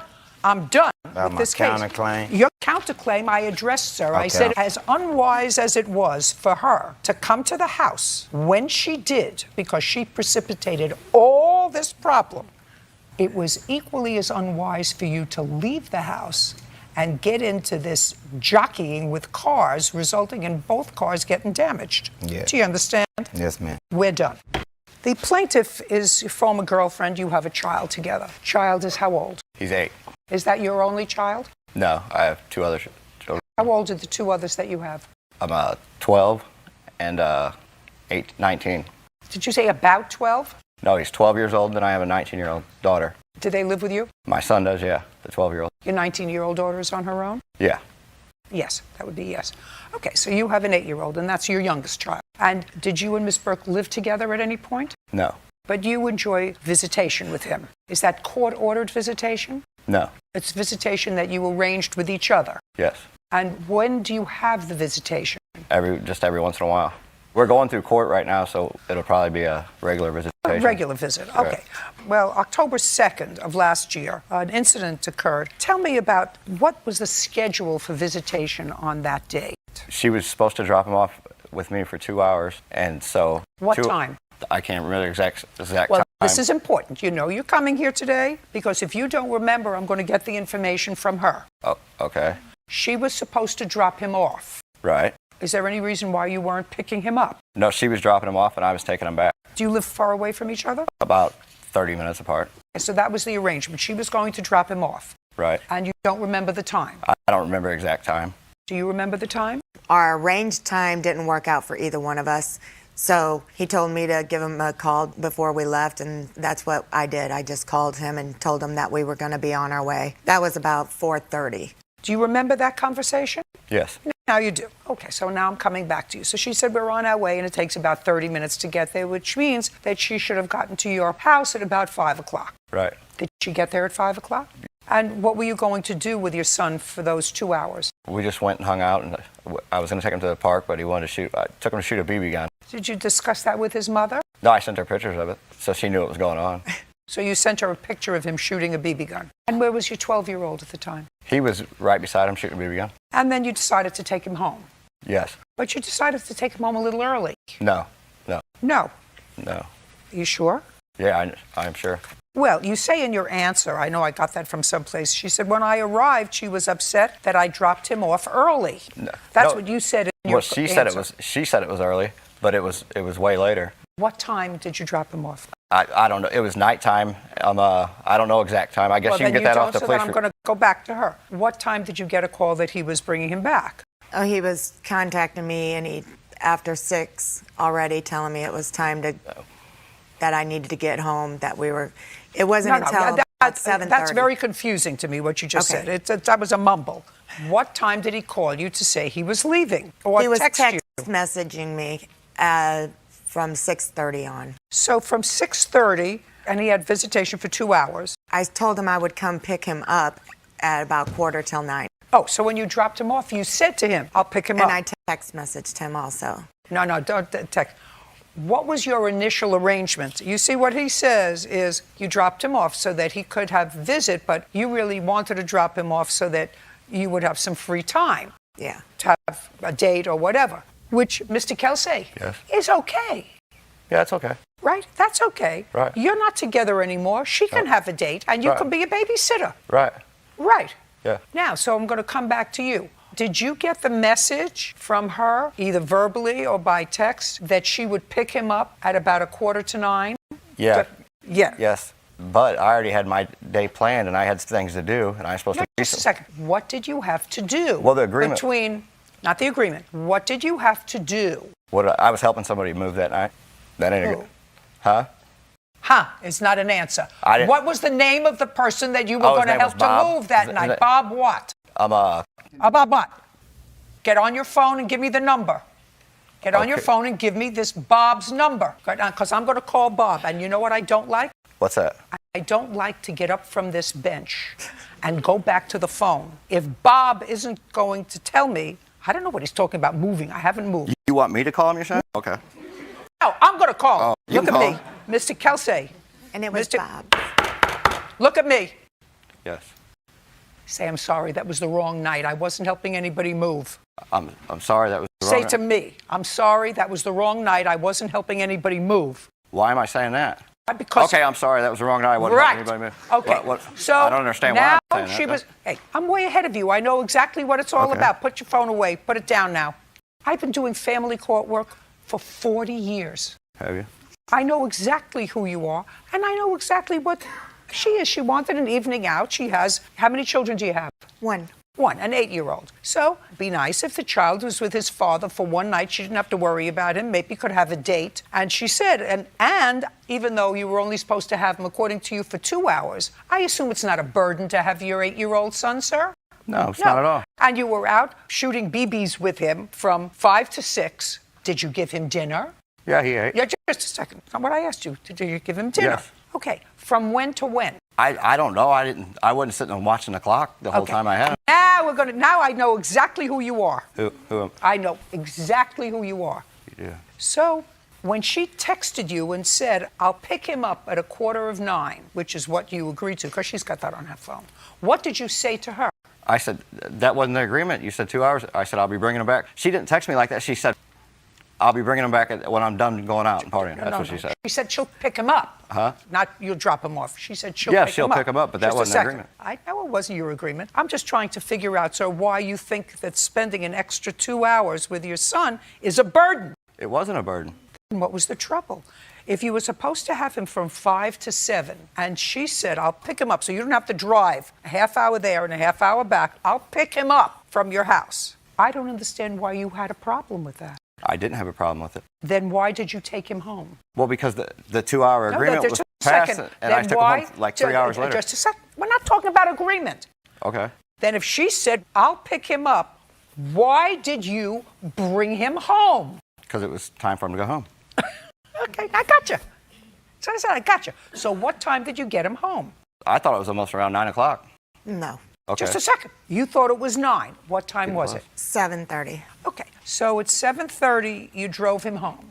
Yes. Now, since you seem to have a memory loss about the times in the evening, because that's exactly what it was, because you said, I'm supposed to have him for 2 hours. Not more than 2 hours, 2 hours, and I'm not babysitting with him while you go out, while you have a good time, while you have somebody in your house. I'm not doing that, so I'm bringing him home at when we said in our agreement. Oh.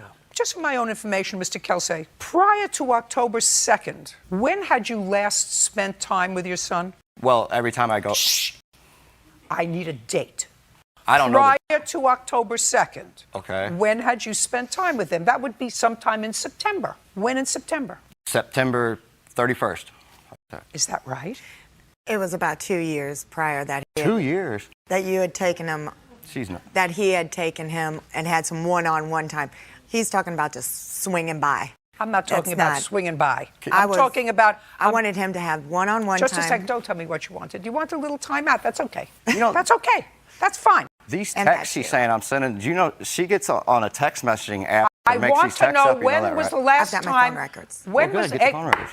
I want to know when was the last time prior to October 2nd that you prepared dinner for your son at your house? Prepare dinner for him at my house? That's my question. I've never prepared dinner at my house for him. She hasn't ever at her house either. She don't know how to cook. Oh. Okay. I don't. Very good. I actually had enough with him. This is what your case is about. You allege that when he drove your son home at 7:30, there was a kerfuffle. You were annoyed that he brought him home at 7:30. He was annoyed because of him, whatever, and you allege that he scratched your car. Yes. I want you to tell me how that transpired.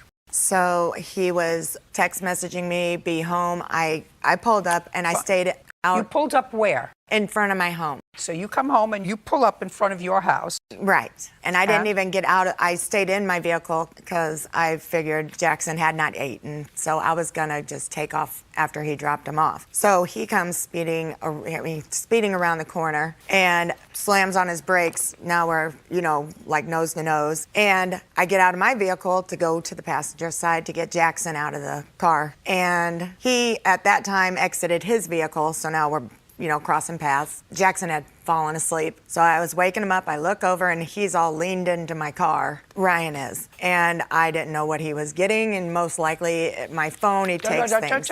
I didn't know. Don't tell me most likely. You saw him leaning into your car. Yes. So I grabbed his keys out of the ignition of the car he was driving and I tossed them into the middle of the road to get him out of my car. And he then grabs my keys and he gets out of my vehicle and tosses them as hard as he could into an empty lot. Okay, so you threw his keys into the road, he threw your keys into an empty lot. Correct. So far, that's pretty consistent with what I read in both the complaint and the answer. Go ahead. So I tell my son, baby, he's awake now. Baby, go sit up on the porch. I had to get my keys to get the house key. I went towards the empty lot to find my keys, and Ryan was, yelling pretty derogatory terms to me. And I turn around, and that's when I saw him. He was coming around the passenger side front fender, and he gets something out of his pocket and did this motion like a knife, I thought, and he goes across my front driver's side. Do you have pictures of your car? I do. I'd like to take a look at them. And I'd like to see the police report as well. Okay, there's pictures, and there's the police report.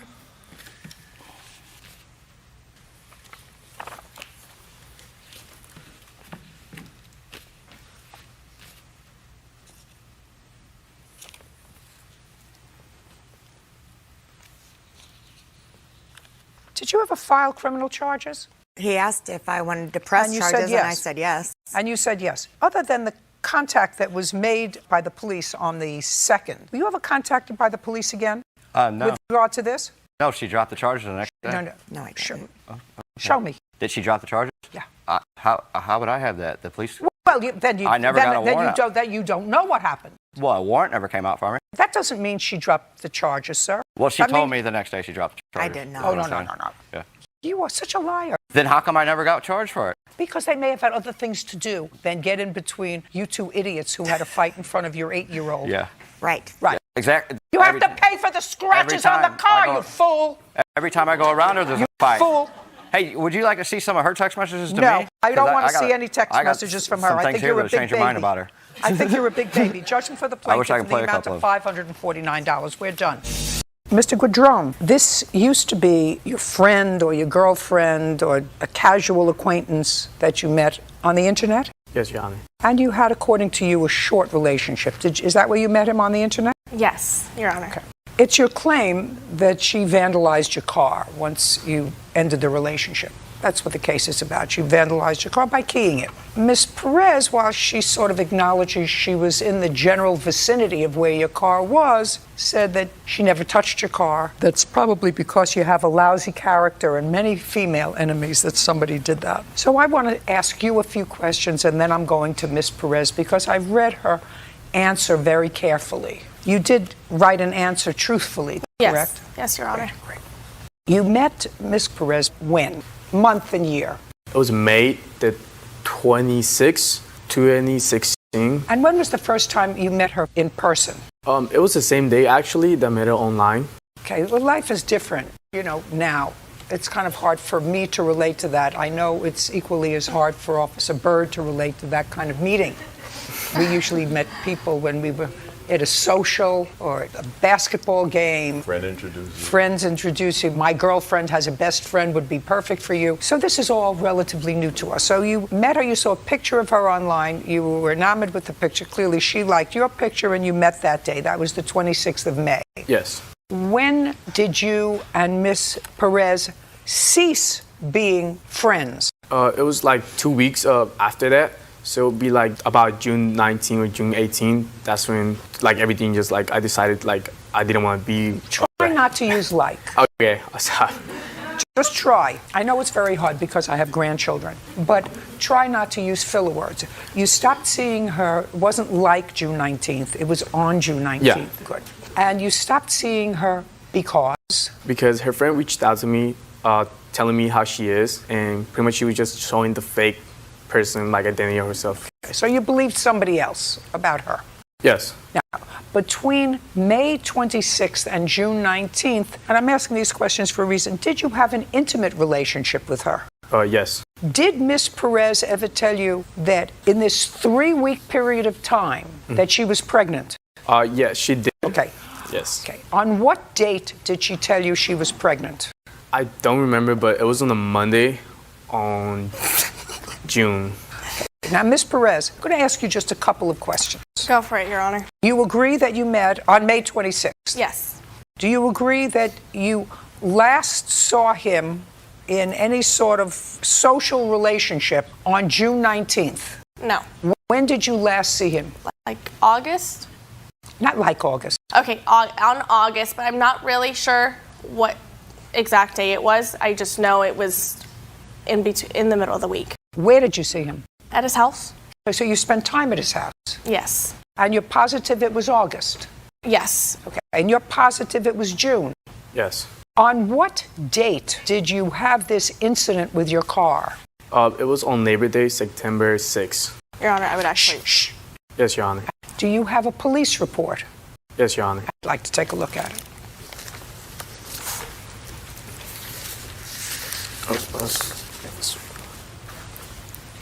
Both of them? Yeah, all three of them. This should be 3. Thank you.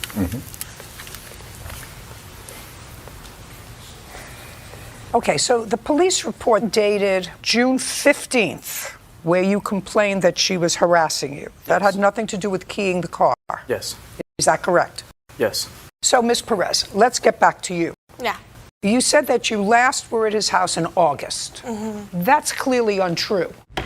He complained to the police in this narrative on June 15th. June 15th, not August 15th. He said, I asked Mr. Guadrone what happened. This is the police officer, and he told me he arrived home at about 00:10 hours. After he parked his vehicle in his driveway, he heard a vehicle turn from the street. He looked toward the vehicle and noticed it was a white Honda with paper plates. He knew his ex-girlfriend, Sabrina Olivia. Is that your name? Oliva. Oliva. So what do you use, Perez? That's my mother's maiden last name. Great. He knew his ex-girlfriend, Sabrina Oliva, had a similar car. He got into his car and followed the Honda Civic as it drove away. He caught up with the vehicle and saw Oliva driving the vehicle. He recorded the incident on his cell phone. He returned home and contacted the police. He told me he dated Oliva for about a month. He broke up with her, and we're talking in June, not August, and he told me she has been harassing him ever since. I called her on the phone, this is the police officer, and asked her what happened. She told me she dropped off her friend who lives on Maple Street. Is that you? No, that's not me. Is that you? So that person's not here. The person that's his friend that you became best friends who lives right across the street. That's what you say in your answer. To me, after the plaintiff cut me out of his life, I became friends with his best friend who lives right across the street from me. Can I say something, Your Honor? There's 2 different friends. That friend this is a friend that I was sleeping with. The other friend I was actual friends, mutual friends that they went to high school with. So we have June. So you want to rethink the last time you had social contact with him? I don't recall exactly what time. I just remember after that whole incident, me and him, some way, somehow we made up and we made an agreement that we would still have sexual relations without Okie dokie. All right. Now, and then he reported the vandalism on June 13th. He reported 4 tires were slashed. That was on June 13th. Where is the report of the keying of the car? The officer didn't write a report. It should be in the back. Oh, the call. Yeah. The call. Yeah, he didn't report Got as a it. criminal. And this call came in on September 8th. Yes. Okay. Now I'm going to turn to you. Now I've got some idea of what's going on and who's a lunatic and who's not. So you want to tell me on the date of this incident, which was what date? September 6th. You were at a friend's house. Yes. And what's his friend's name? It's Isaiah's and Joelle. You went to Isaiah's house. And at some point, Isaiah asked you to leave, according to you. Yes. And the reason he asked you to leave is because the plaintiff was coming to the party. Mm-hmm. No, uh-huh. Yes. That would be a yes. So he said to you, I really think it's a good idea that you leave because, what's your first name? So he said to you, I really think it's a good idea that you leave because, what's your first name? Brian. Brian is coming. I don't think it's a good idea that you be here. Now, when you left, did you leave by car? Yes. Where did you go? Across the street to my house. So you got into your car to drive to your house across the street? Mm-hmm. He lives in like a high-rise building, and then I lived in condos. I lived in a condo like right next door. It's like a gated condo. So I can't just walk there. And you went to your house? Yes. At what time? Around 11:30. In the morning or at night? Night. Was anybody home when you got home? Yes. Who? My father. But then you decided to go back out again. Mm-hmm. Not that's not Yes. Yes, Your Honor. And where did you go? I went back to Isaiah's house. Isaiah's house. At what time? It was really very shortly after that, like around 11:45. So you went home for 15 minutes and then you went back to Yes. Isaiah's house. And in order to get back to Isaiah's house, you had to go to your parking space, get your car, Yes. go to Isaiah's house, who lives in a high-rise, find a parking space? No, there's where everyone parks. It's just like a big parking lot. And what did you do there? They asked me to come back. And, Who asked you to come back? Isaiah's. Isaiah called you. Isaiah called you. Texted. Texted. I'd like to see that. Oh, I deleted all of their messages. Why would you do that? We were all arguing. There was a big fight after that. Well, that would be all the more reason to hold on to the text messages. I have a couple of screenshots of when Brian reached out to me about the whole incident, but I went back there mostly we were all friends. I mean, I made mutual friends. You weren't friends. They asked you to leave. When you came back and you drove over there, did you go back into the, just pay attention, did you go back into the house? Just a second. No, I didn't. I picked up another friend of his. Just a second. You did not go into the house. I didn't. Well, which friend texted you? Joelle. Joelle texted you? Yeah. I'd like to see it. I don't have anything of that. Okay. You have a recording or whatever Yes. of the defendant, Yes, Your Honor. Miss Oliva, Yes. admitting that she keyed your car? I have the text messages. I'd like to see it. Yeah. This is a video pretty much showing how aggressive she could be. I don't want the video. I don't care. Okay. I want to see the text message of her Here on you your go. phone, not the piece of paper. Here we go. It's from here on. And while I'm looking at that, would you give me an estimate on photographs of the keying of your car? Yes, Your Honor. Your Honor. What? I just wanted to point out that when he reached out to me because I have a copy of it too, at 1:50, that was the first time that I have heard from him in months. So main reason why I mostly responded back, as you can see, is I didn't even talk about the car. Just a second. You just said that this is the first time you had heard from him in months. This No, isn't not in months. I meant in this is in September. You told me that you broke up with him in August. We didn't break up in August. We broke up earlier than that, but we were still having sexual relationships after that. Just a second. But according to you, you told him early on that you were pregnant within the first couple of weeks. How does somebody know they're pregnant within the first couple of weeks of a relationship? I found out I was pregnant in June 4th, 2016, which I have a picture of my pregnancy test with the date on it. Second. Listen to me carefully, brain trust. You acknowledge that you met him on May 26th. So if you were pregnant and it showed on June 4th that you were pregnant, not possible. The doctor even confirmed it. Oh, you could be pregnant, but he's not the father. Fool. So the car belongs to who, your mother? Yes, my mother. Okay. Who are you? Sabrina's friend. Stand up. When you say friend, a friend? A Friend. boyfriend? No, just friend. You've been her friend for a long time? Few months. Few months? Months, yeah. You still living at home with your father? No, Your Honor. Who do you live with? It's just roommates, big house roommates. How do you support yourself? My mother pays my bills. Your mother pays you bills, but you were living with your father. My father took me back in after I broke up with him just because he You broke up with him, you were with him for 2 weeks. Well, yeah. After we ended our little fling, he had girls try to get back at Listen me. to me, I don't care. I know you I don't. don't care. I know you I don't don't. care. I'm asking I know you, you you don't. live with your father, but your mother pays your bills. And I'm just questioning that. Yeah, my mom pays my bills.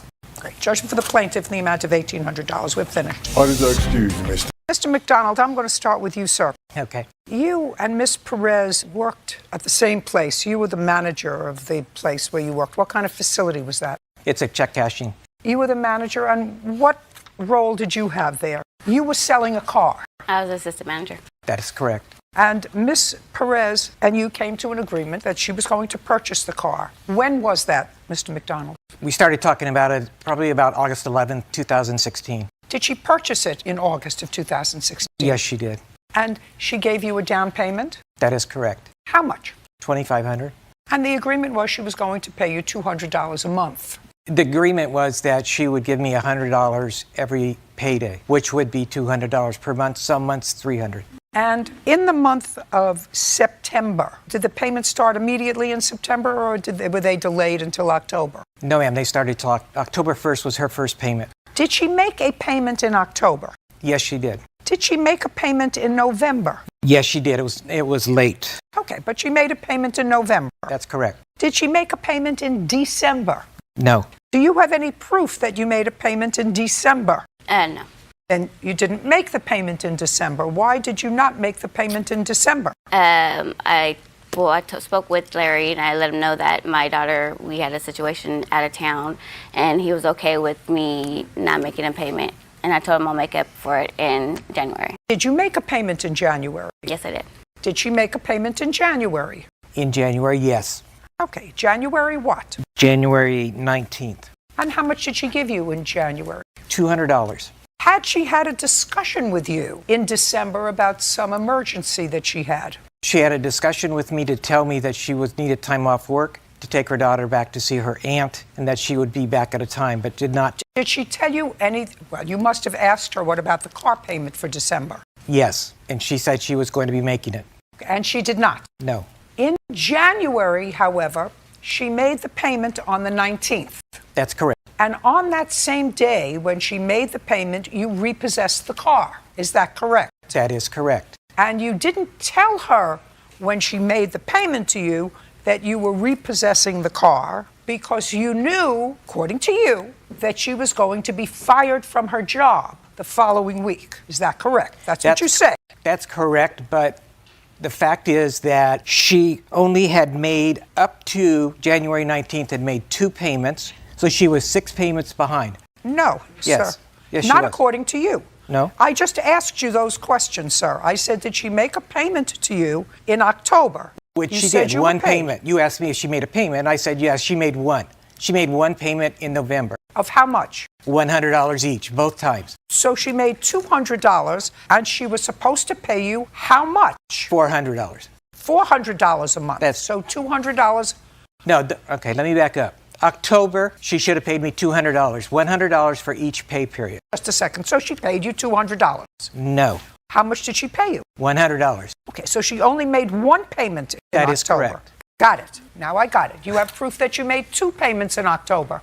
Question. There's a question before you. Did you make 2 payments in October? No. In November, how many payments did she make? 1 payment of $100. Do you have proof that you made 2 payments in November? Because you were supposed to make 2 a month, right? Well, then he had every right to repossess your car. Because what he said was, initially, I said, well, if she made her payments in October and November, she missed December, but then she paid in January. She gave him $200 in January, and he took the car back right after the payment. That sounds a little sketchy. But you didn't pay him in October. You didn't pay him in November because you owed him money in both October and November. You didn't pay him at all in December, and you didn't pay him in January until January 19th. What did you expect him to do? No, Give you a gold star? I did make 2 payments, but I made 1 payment in October. You made a payment of how much? $100. In October, no, 135 plus 115 because we went half on the thermostat that went out. So I made a care. payment. Listen to me. I don't care about the thermostat that went out. Okay. You were supposed to pay him $100 a pay period. Yes. How many payments did you make him? I made make one payment of $250 in October. $250. Show me. I can show you the text that I text them, and I can't show you because November. Nope. Well, you knew you were coming to court today, madam. This is your case. What you're suing him for is all my the money. evidence was in the Jeep. I had receipts like this in the Jeep. I didn't think my Jeep was going to get taken, so I don't have evidence. I don't want to say yes, I did when I can't come here and prove it to you. But everything's in the Jeep. No, there wasn't. Shh. Sorry. Shh. There was nothing in the Jeep that was not given back to her. Everything that was in the Jeep is... Sorry, Miss Perez. Your Honor, there is a few things that still Sorry, in the Miss Jeep. Perez. He didn't steal the vehicle. He repossessed the car because you hadn't been making payments to him as you were supposed to make payments to him while you were working for him. Yep. And then you were going to get fired, so we knew for sure you weren't going to make any payments. And Yet, she because also you didn't wasn't make payments when you were working and getting paid at all in December. It was just December. I made No, payments. no. You have no proof that you made all your payments in October or November. And she had her insurance canceled 4 different times through this whole thing. No, I didn't. I've got evidence. Doesn't matter. She has no case. Now, you have a counterclaim. That is correct. Your counterclaim is for damage to the vehicle and impound fees. That is correct. What impound fees? Because she reported the car stolen, and the car wasn't stolen, she was told that... Just a second. Did you give her notice that you would repossess the car? I told her that I took the car when I paid her off. And when was that? That was the following Tuesday, because of the fact... Just a second. When had she reported the car stolen? That was immediately. The 20th. So then, you have to pay the impound fees. But the Sacramento Police Department said the report should have never been taken. Don't tell me what anybody said to you. I'm just... You had the car, while she was at work, you had the car repossessed. You didn't tell her about it that day. She comes out, she looks for her car's not there. She reports it stolen. She doesn't find out until later, till after you paid her off, days later, that you actually had the car. So if the car was impounded because she reported it stolen, you should have told her immediately. That's all. Now, money owed for damaged vehicle. Tell me how the vehicle was damaged. Well, there was one damage to the right driver's door, which my witness is the first one that saw it. Just a second, all you have to do is show me a picture. Okay. Your Honor, I have recordings with their insurance saying he didn't know where the vehicle was. Just a second. He had no... Listen, you have no case. You didn't make your payments.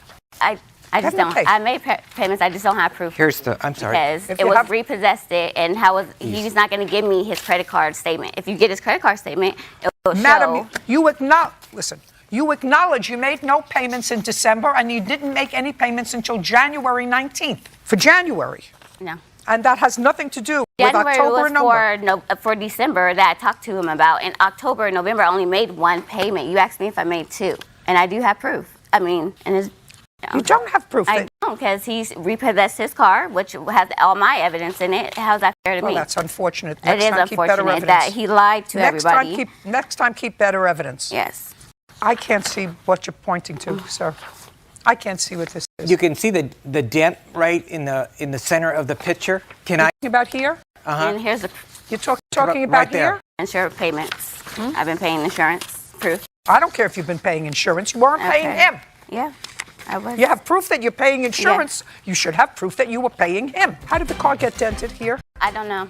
I wasn't pointed out it. He pointed out to me. Oh, well, actually, Marie pointed out to me. And I told him when I was on the freeway, I heard a dink, but didn't notice anything until she pointed it out. It looks like a rock or a ball, or I'm not sure. I'm not sure it might have been on there before. Just a second. You saw this dent? Yeah. Good. Stand up. Did you see how it happened? No. No. She doesn't know how it happened either. But I know the car how it was when Larry gave it to her. Mm-hmm. And so when I came to work and it was literally 70 feet away from me, I said, what is that dent? What, it looks like somebody hit a car door onto hers. That's what it looks like.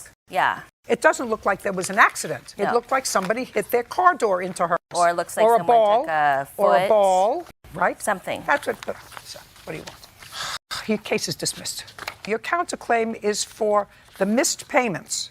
No. No? My countersuit is for the insurance to fix the vehicle. Why is mine dismissed? Why? I just told you why. I told you 4 times because you have no proof that you paid him in October and November what you were supposed to pay him. You acknowledge you didn't pay him at all in December, and you didn't offer a payment until almost the end of January. Don't speak. That's why your case is dismissed. He had every right to repossess the car. Do you understand? Use the $2,500 deposit to fix the door. You got it? Perfect. We're done. Well, this is actually a pretty confusing car case, even for me. So maybe, Mr. Cormier, you can make it easier for me. You purchased a car from Mr. Bolsh. When? Month, day, and year? It was September 18th, 2014. And you had not known him before? No, ma'am. Mr. Bolsh, what kind of work do you do, sir? I'm in the oil field, oil and gas. And do you have your own company, or do you work for somebody? No, ma'am, it's my own company. And how long have you had that company? 10 years.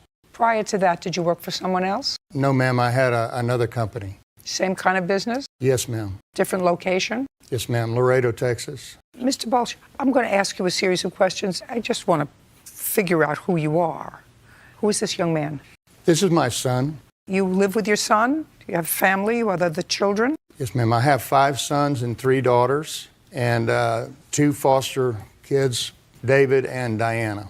Have you ever been convicted of a felony, Mr. Bosch? No, ma'am. Have you ever been convicted of a misdemeanor, Mr. Bosch? No, ma'am. I'm asking you these simple questions because somehow Mr. Cormier seems to think that you scammed him out of a car that you sold to him on the 18th of September 2014. So I'm trying to get an idea of who you are and whether this is something that was a typical thing for you to do. Now, what kind of a car did you sell him, Mr. Bosch? It was a Mustang. Had you had it for a long time? A couple of years. How old was it? I guess it was around 10 years old. And how much did you sell it for to Mr. Cormier? $3,500. So far, we are correct, Mr. Cormier. So far, correct. And you didn't know him before? No, ma'am. You saw the car parked in the street? No, I bought it off of Craigslist. And you looked at it. And when you went, you gave him cash for it? Yes, ma'am. He doesn't deny that he gave him cash, and he gave you the car. Yes, ma'am. Did he also give you the title to the car? Yes, ma'am. So you had the car and the title. Yes, ma'am. And it was titled in his name? Yes, ma'am. And he signed the title over to you? Yes, ma'am. All right. Now you can pick it up from there. I can probably need a little bit of help. I got incarcerated about 4 days afterwards. It was at my mom's house, and she was trying to sell it. She knows a little bit more as far as details. Fine. So you were incarcerated for how long? 14 or 15 months. So you don't know what happened to the car after 14 or 15 months yourself? No, ma'am. But you were in touch with your mother for Yes, those ma'am. 14 or 15 months. Okay. Now step up. Your last name is? Cormier. All right, Miss Cormier. Now, your son is incarcerated for a year and a half. He has this Mustang that he has just purchased for $3,500. Pick up the story. Why is Mr. Bosch here today? About a week or so after my son was incarcerated, I think it started raining. The Mustang had holes in the roof, and I had no key to it. The key was with my son down in Galveston, about 250 miles away. He suggested I contact Mr. Bolsh to see if he have a spare key, which he did. We met at his office, got the spare key. I explained to him I wasn't really sure about what I was going to do with the title. I needed to know the disposition of my son's case, if I would put it in my name, if I was going to sell it. You know, there was lots of different variables going on. And so we had faxed each other, had called each other on the cell phone. I got the key back. Bottom line is your son never registered the car in his name before he was incarcerated. Right. The title is in your son's name. Correct. And you did not register the car. No, ma'am. Okay. And he, Mr. Balsh, gave you the spare key that you requested. Mm-hmm. What's next? Probably a month or so later, my son's girlfriend, a friend of hers who lived with her dad, wanted to buy the vehicle on payments. And then about a month or so later, and I relayed that to Mr. Bolsh. He has nothing to do with it. No, he doesn't, but I just wanted to let him know what was going on. Well, I don't know why. I don't know why. There would be no reason to let him know somebody else wanted to buy the car. Right. On payments. And the car is no longer his. He has turned over the title to your son. I'm assuming, I thought maybe he may want to know why he hadn't received the, they send a copy of the title, I think. Oh, you mean because it had not been taken out of his name yet, despite the fact that he had turned it over to you. If you or this girl that was wanted to buy it on payments drove around with it and didn't register it, if the car got into an accident, his business is liable. He's liable. His children are liable. His family is liable. So you... It was a courtesy on my part, I believe. It wasn't a courtesy. The right thing to do had been to register the car so that he, who had sold you the car, no longer has any liability. Now it's your liability or your son's liability. But then you were going to increase his liability by selling the car to someone who wanted to buy it on payments. Did you sell it to that person? I never fully got to. He asked to take it to a shop, which he did. He gave me $300 or $400, and I haven't seen it. This person named Adam. He lived with my son's girlfriend's father. He did his paperwork, his books. He took it to a shop in a little town, supposedly outside of San Antonio, to his shop to have it looked at. I haven't seen it since. He was arrested soon after that. And? Well, that's the car. Disappeared. Just a second. And so I started looking for it. Just a second. I started looking for the vehicle. I've got search results. I drove around looking for it. So now, because of both of your irresponsible behavior, I'm just following this because of both of yours, his and yours. I don't care about the car. You have a businessman who's got a gaggle of children that he supports. If this car is in an accident and kills somebody, if this car gets tickets, if this car has any involvement with the police authorities, They're coming after him. Outrageous, actually. Not malicious. I don't think you did it maliciously. But you do have to recognize that you exposed him. Now you're suing him. You have the Mustang back? No, ma'am. Did you ever get the Mustang back? I never saw the Mustang after he took it.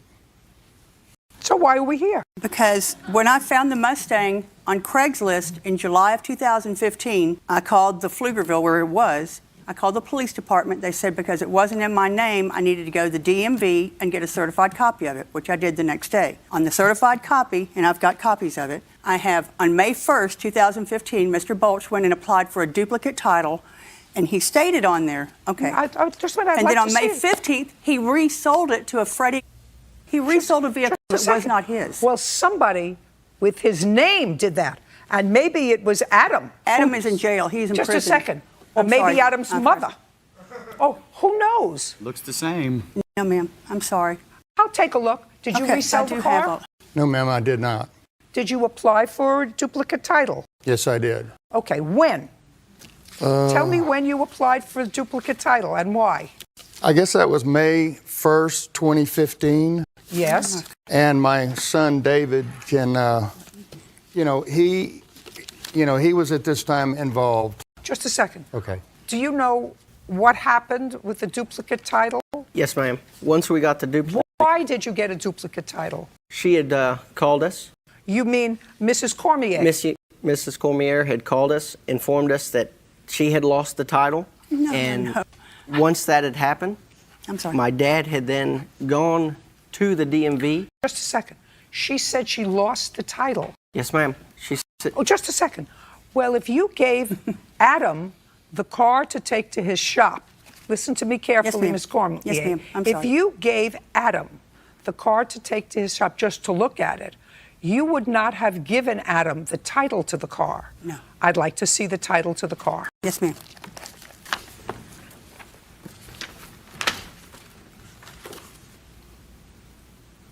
Well, one of the things you're supposed to do, Mr. Bosch, is put in the date of the sale, because you signed this, as did Mr. Keith Cormier, but you didn't put in the date of this sale. It's a good idea that you do that. Okay, so now she has her copy of this. Original. So now my question is, why would she call you for a duplicate title? Go ahead. Mrs. Cormier had then informed us that her son Keith was driving and the title flew out the window. That is the story that we got. We didn't ask no questions about it. We said, okay, but once we get this duplicate, we expect this car to be changed over. Now my question to you is, did she ever tell you that her son was incarcerated? She did. We then asked if we could switch the title in her name. She made the date. She said, next Tuesday I'll be free. When she said that, we waited. We worked 2 blocks from the DMV. We said, we'll drive you over, we'll sign everything over there, and you can get it done. She never appeared on that date. She called 2 weeks later, and then we rescheduled it again. She did this a number of times, and she never appeared while it's still registered in Dad's name. It's no longer registered in your name? Not no more. Now, is it registered in the name of either of these 2 people? Do you know? No. No. Do you know that it's not? Yes. In whose name is the car registered? Freddie? And do you know who that is? Yes, ma'am. Who is it? It is a fellow who contacted me. He ran our license plate because the car was impounded twice. Car was impounded? Impounded twice. He contacted me, said he traded his car. He's about 17 at this time, and at the time that he contacted me. Said he traded his car. They took his car and some money and gave him that car with no title. So he ended up getting pulled over, and they asked him who Bill Balch was. Do you remember the date of the call from Freddie? It was around May 15th, because that's the day that we transferred. So it was about a 15-day stretch. May 15th of what year? 2015. Did you ever receive any impound bills for your car? No, ma'am. Where had the car been impounded? Once was with her son, Fred, in San Antonio. That's where the car was impounded at. I don't know if they parked it. All I know is we got a phone call, and Mrs. Cormier was trying to get it out of impound. I believe everything he says. I believe everything he says. Wow. Right, good. So I don't know where your car is. You should take responsibility. You got busted. Your mother did not take appropriate caution, so that Mr. Bosch had no responsibility for your car. You didn't take proper precaution. Your son didn't take proper precaution. And I find that neither one of these two people had anything to do with getting your car impounded, getting the title transferred, and reselling it. I don't see any evidence of that. None. Your case is dismissed. We're Hold on, done. ma'am. I have a picture right here that shows that the car is parked in front of my mom's house, October 2015. We are done. I always get nervous when I see people with a whole lot of papers in front of them, especially people who have been in an ongoing custody problem for 2 years. So I'm going to simplify this for you, because sometimes in this job I have to handle cases that I know absolutely nothing about historically. I know everything about this case, despite the fact I've never seen you. The two of you were together, you had a child, and you separated in 2015. And since that time, there has been an ongoing acrimonious relationship which culminated just recently in a custody decision. So far, am I correct? Yes, ma'am. There you go. And the custody decision was something that you didn't like, because it awarded Mr. Kittle, according to what I read, 50-50 custody. Is that right? Yes, ma'am. And this is something that you did not initially agree to. It's okay with me that the decision was That's made. not what I said. I said you did not initially agree with it. The answer is, if you initially agreed with it, it wouldn't have been in court for how long? It's a year and a half, so almost A year and a half. Because if you would agreed with, is it a boy or a girl? a boy. If you agreed with your sons spending half the time with each parent, you wouldn't have been in court for a year and a half. Is that a fair statement? Yes. Okay. So now, this is what your lawsuit is for. First of all, how old was your son when you separated? 2. 2. And I'm not going to ask Ms. Kraft this question because she didn't give me a truthful answer when she swore to her complaint. How long were the two of you living together prior to separating? 3.5 years. That is untrue, Judge. What? That is untrue. I read what you wrote here. Mr. Kittle, Yes, when ma'am. your son was born, was Ms. Kraft living with you? Yes, she was. Was his birth a natural birth? Yes, Who took her to the hospital? I did. Not her mother. No, not her mother. You did. Oh, yeah, I didn't even know she said that. Just a second. I'm sorry. Just a second. Okay. You did. Yes. I never said my mother took me. We were on our way to a barbecue at his father's house that day. Listen to me. I don't believe a word of what's in your papers. Do you understand? You said, I never lived with him. I always lived with my mother, but all my things and my son's things were at his house just because. Not all my things. Let me see. Some of my things. Just a second. What you said was, Christopher and I dated for 4 years, have a 3-year-old son. We never lived together, but I was keeping my and my son's stuff there, furniture, TV, toys, etc., at his house because I was living with my mother. Because we were planning on moving in together and getting married and having a I don't family. believe words you're saying. Anyway, 2 years later, you want all this stuff back.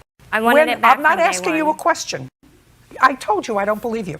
You just have to understand. I read it. I didn't believe it when I read it. And I for sure don't believe it now. Because there's no question. Son was born. He drove you to the hospital. Who took her home from the hospital? I did. Of course. I have a And when text- you... Sorry. I'll get to you. I mean, if you want to make a fool of yourself, you can do that. I'll be more than happy to let you do that. When you took her home from the hospital with your son, was there a room ready for your son? Yes.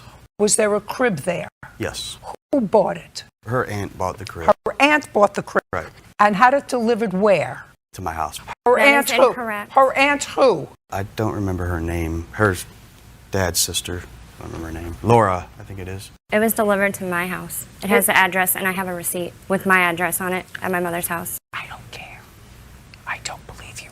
Neither did the family court judge. That's why he was awarded 50-50 custody. I have a message from Christopher claiming that I never lived at his house. Fine. I don't care. Yeah. Ridiculous. Now, if that's your case, was there a trial with regard to custody? Yes, ma'am, there was. Did each of you have an attorney? Yes, ma'am, we did. You have an attorney? Yes. How many witnesses did you call? Called yourself? Yes. Who else? My mother. Who else? I think that was it. They also called police officers. They called the police officers from an incident allegedly 2 years ago. Yes. And after the entire case, what happened to the temporary restraining order that you filed against him? It got dismissed. Dismissed. Mhm. Okay. And how many allegations did you file against him with the Department of Children and Family Services? 2. And what happened with those cases? I'm not sure. I think Nothing. they were, nothing. Nothing. And the judge, after you filed those cases, awarded him half custody. What days do you have your son with you? It was 5 or 6 DCFS reports, and I have my kid Friday. Every Friday we swap, so it's 50-50. So I pick him up at 6 p.m. on Friday, and then, vice versa. And how long has that been going on? Since she did the order of protection on me, so 2 years. So that's been in effect for 2 years. Yes. They consolidated both the custody and the order of protection to save us some money. When was this final order delivered by the court after the March trial? 31st. The judgment you're talking about, the custody judgment? I'd like to see it, please. Okay. And the order of protection ended November 18th, 2016. And I highlighted with the juicy stuff. And I never objected I'm not to the 50. Sorry. These were the findings of the court after a full trial. Although the parties never married, they lived together for the first 2 years of life and were engaged to be married. They split up in the fall of 2015, and mother moved in with her mother. After this case was filed, a temporary order of protection which provided for week-on, week-off parenting time. So that's what the judge found. I didn't even read this. After a full trial, that's what the court found, that you and defendant lived together. So it doesn't even matter that he admitted I never lived with him and I have that message? Listen to me carefully. It matters to me what the court found after a full trial. But we're not here about custody right now because it's still an open case. I'm not listening to you. I'm reading. You have another child from another relationship who was living with whom when you were living with Mr. Kittle? With me and my mother, and we'd stay Okay, the night so at the Mr. child- Kittle's house. I can't get a straight answer from you. Who was the child living with? With me. Her older child. Yes. He was not. He was I'm not attending listening to school in you. Belleville. He doesn't have any proof that I was living with him either, and I have Very proof good. Your that I case is wasn't. dismissed. Primarily because you didn't listen 3 times when I told you not to speak. But mostly because you have no case. And you better get used to the fact that when you make a baby with somebody, that baby has 2 parents. I understand. Not just, no, clearly you don't. Clearly you don't. Because after everything was done and you got a final custody decision, which I haven't even finished reading, but it was clear that the judge didn't believe a lot of what you said from my quick perusal of this decision. What happens, unless you learn to get along with each other and co-parent this child is, and I'm telling you from reading what little I did from this judge's order, he's going to end up with full custody of the child because this judge is not going to take nonsense from you. It's clear to me. I'm just telling you, this judge who heard your case is not going to take nonsense from you. If you find a reason to fudge with the custody arrangement, because this man is not giving up. And what happens in situations like this is if there is an obstreperous parent who undercuts another parent, what's going to happen is you're going to lose custody of this child. I just want you to understand. I'm giving you the benefit of my crystal ball. He's keeping all the stuff that's in his house. Even though the I have judge found receipts. I don't care if you have receipts. I don't care if you have toilet paper from here to Pluto. The judge found that you lived together and that you were unemployed since 2008. Do you want me to read the finding? Yes, my mother bought just all the right items. here. I even have Just- bank statements. Mother lives in Belleville with her mother, her brother, her 8-year-old son was born of a previous relationship. Mother is a student. She was last employed in 2008. So a that when you were full-time living with student. him, when you were living with him for 2 years, unless you had some other form of income, he was supporting you. My mother. Your case is dismissed. Ma'am. Listen He to me. never- Listen to me. he Her never case supported is anything of mine. dismissed. I got to Listen to me carefully. I read your counterclaim, which you would never have filed but for this ridiculous lawsuit that you filed. No. Am I correct? Yes. Because I just wanted it to be over. What? You want it over. Right. I understand that, Right. and you're right. I just want my She's- property. You can't have it. It's not yours. It is mine. I Your have case is receipts for it, dismissed. and it We're was done. paid Put her for. out. Ma'am, you're excused. You're withdrawing your counterclaim, correct? Yes, you are. Oh, well, the Perfect. deductible. Can I just. We're done. Okay, thank you. Thank you. Mr. Burns, this is your complaint. You had purchased a car. Yes. You were behind in the payments. Yes. Mr. Kimball owns a tow truck, and it is his job on behalf of lending institutions to repossess property that has not been paid for. So your car was parked either on the street or in your house. Yes, in front of my house. And this was September 25th last year. Neighbor came to you in your house and said, someone's taking your car. You got outside and you saw Mr. Kimball in his tow truck down the street with your car attached. No. Tell me where you saw his car. I observed Mr. Kimball at the end, like a block away on the passenger side of my car, removing items. At the same time, I was talking to the police when the neighbor had came and got me. I live in a high crime neighborhood area, and first thing she said, it's a black tow truck, and they took your car and went and rode off. So the car was attached to the tow truck. Yes. That's what I said. Yes. Now, at the time, you knew that you were behind in payments on the car. Actually, I had spoken with the guy who...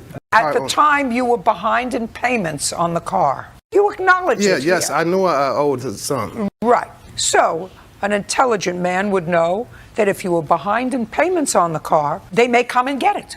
Not definitely, but they may come and get it. Well, that was what he was hired for. Who hired you to do this job? Northwest Repossession. Do you know who hired Northwest Repossession? The company would be Quality Auto Sales. Did you buy your car at Quality Auto Sales? Yes. Well, they're the people that hired his company to get their property back. So tell me what you did. Okay, when I observed Mr. Kimball at the end of the block removing items, I caught him on the passenger side of my car. At the same time, I was talking to 911 because I figured my car was being stolen. I had spoke to the person who I previously bought the car from, and everything was fine. I don't believe that, and you don't have that person here. Okay. Okay, because the person that you bought the car from hired his company to repossess your car. Okay, at the same time. Okay. So now, just tell me what you did. Okay, I talked to the police. I asked him who was he. He never identified who he was. Just a second. I want to know what you did. You ran to the end of the block where he was. No, we drove to the end of the block and I observed him. Who drove? My wife did. So your wife drove in her car? Yes. To the end of the block, and then what did you do? I was on the phone with 911 and I told them that I see the guy right there. Just a second. I didn't ask you what you told anybody. Okay, I didn't do anything. Did I approached him and asked him who was he. Just a second. So you approached him? Yes. Where was he when you approached him? The passenger side of the car. And what did he say to you? He didn't say anything. He just got up and ran around to the driver's side of the tow truck. And by me living in a high crime neighborhood area, if he would have told me who he was, the situation would have been ended. He didn't identify himself or who he was or who had sent him. It's normally known in my neighborhood. I just live in Chicago, high crime area, and they known for taking cars on tow trucks and driving off. You never find your car again. I asked him who was he. He never identified himself in a professional manner. So I proceeded to talk to the police. I'm like, he right here. He tried to run around and jump in the car. When he jumped in the tow truck, he tried to close the door, and I'm like, he never identified. I'm like, who are you? I'm steady asking him, who is he? He never said anything. So I'm telling the police, next thing I know, he put the truck in drive and almost hit me with the tow truck, so I had to grab on to the handle. It's a safety bar on the side of the tow truck. When he drove off, like in a high rate of speed. So I wasn't finna let him get out of my sight because he never identified himself. I feel if he would have identified himself. I know that you said that already. What I'm hearing is, and reading, yes, that you wrote, you jumped on the sideboard. Yes. Okay, you jumped on the sideboard and held onto the sideboard. Yes. And he was driving off. Yes. At a high rate of speed. Yes. And then what happened? He veered on the south side of the street, crashing into some parked cars with me stuck in between the doors. Now you tell me your version, because we'll get to what the lawsuit is about, because he filed charges against you for assault. Yes. You say that they were false. Now he's going to tell me his version of the events. Go. Hi, Your Honor. Okay, you were hired, that's your job, to repossess property that hasn't been paid for. Correct. You got an order to pick up his car. Correct. Start from there. Okay, so I picked the vehicle up, Your Honor. About 7 blocks away, I secured the vehicle. How many blocks away from his house? About 7 blocks.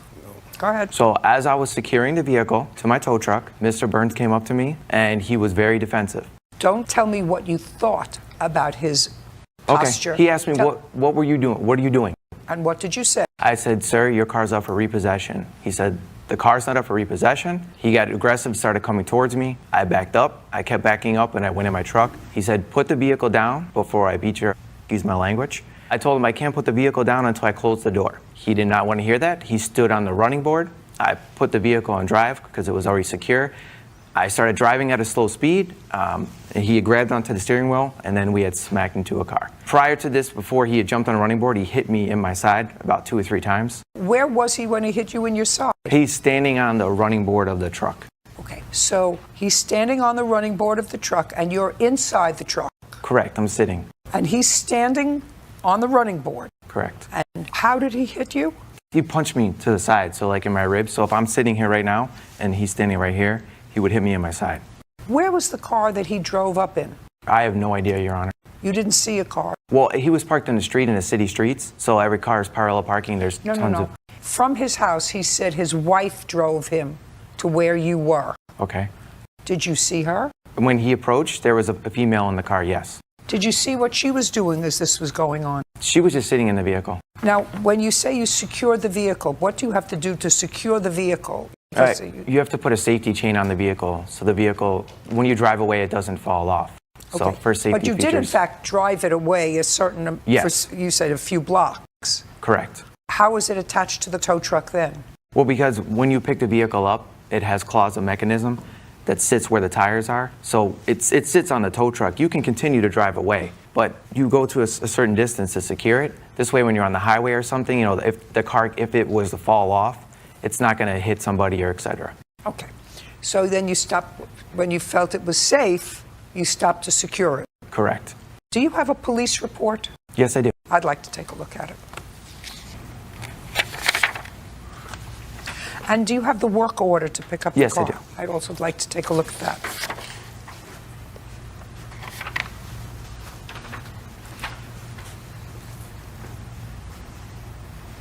Do you have any other police report? No, this is all they gave me, ma'am. Do you have any police report? Yes, ma'am. I'd like to see it.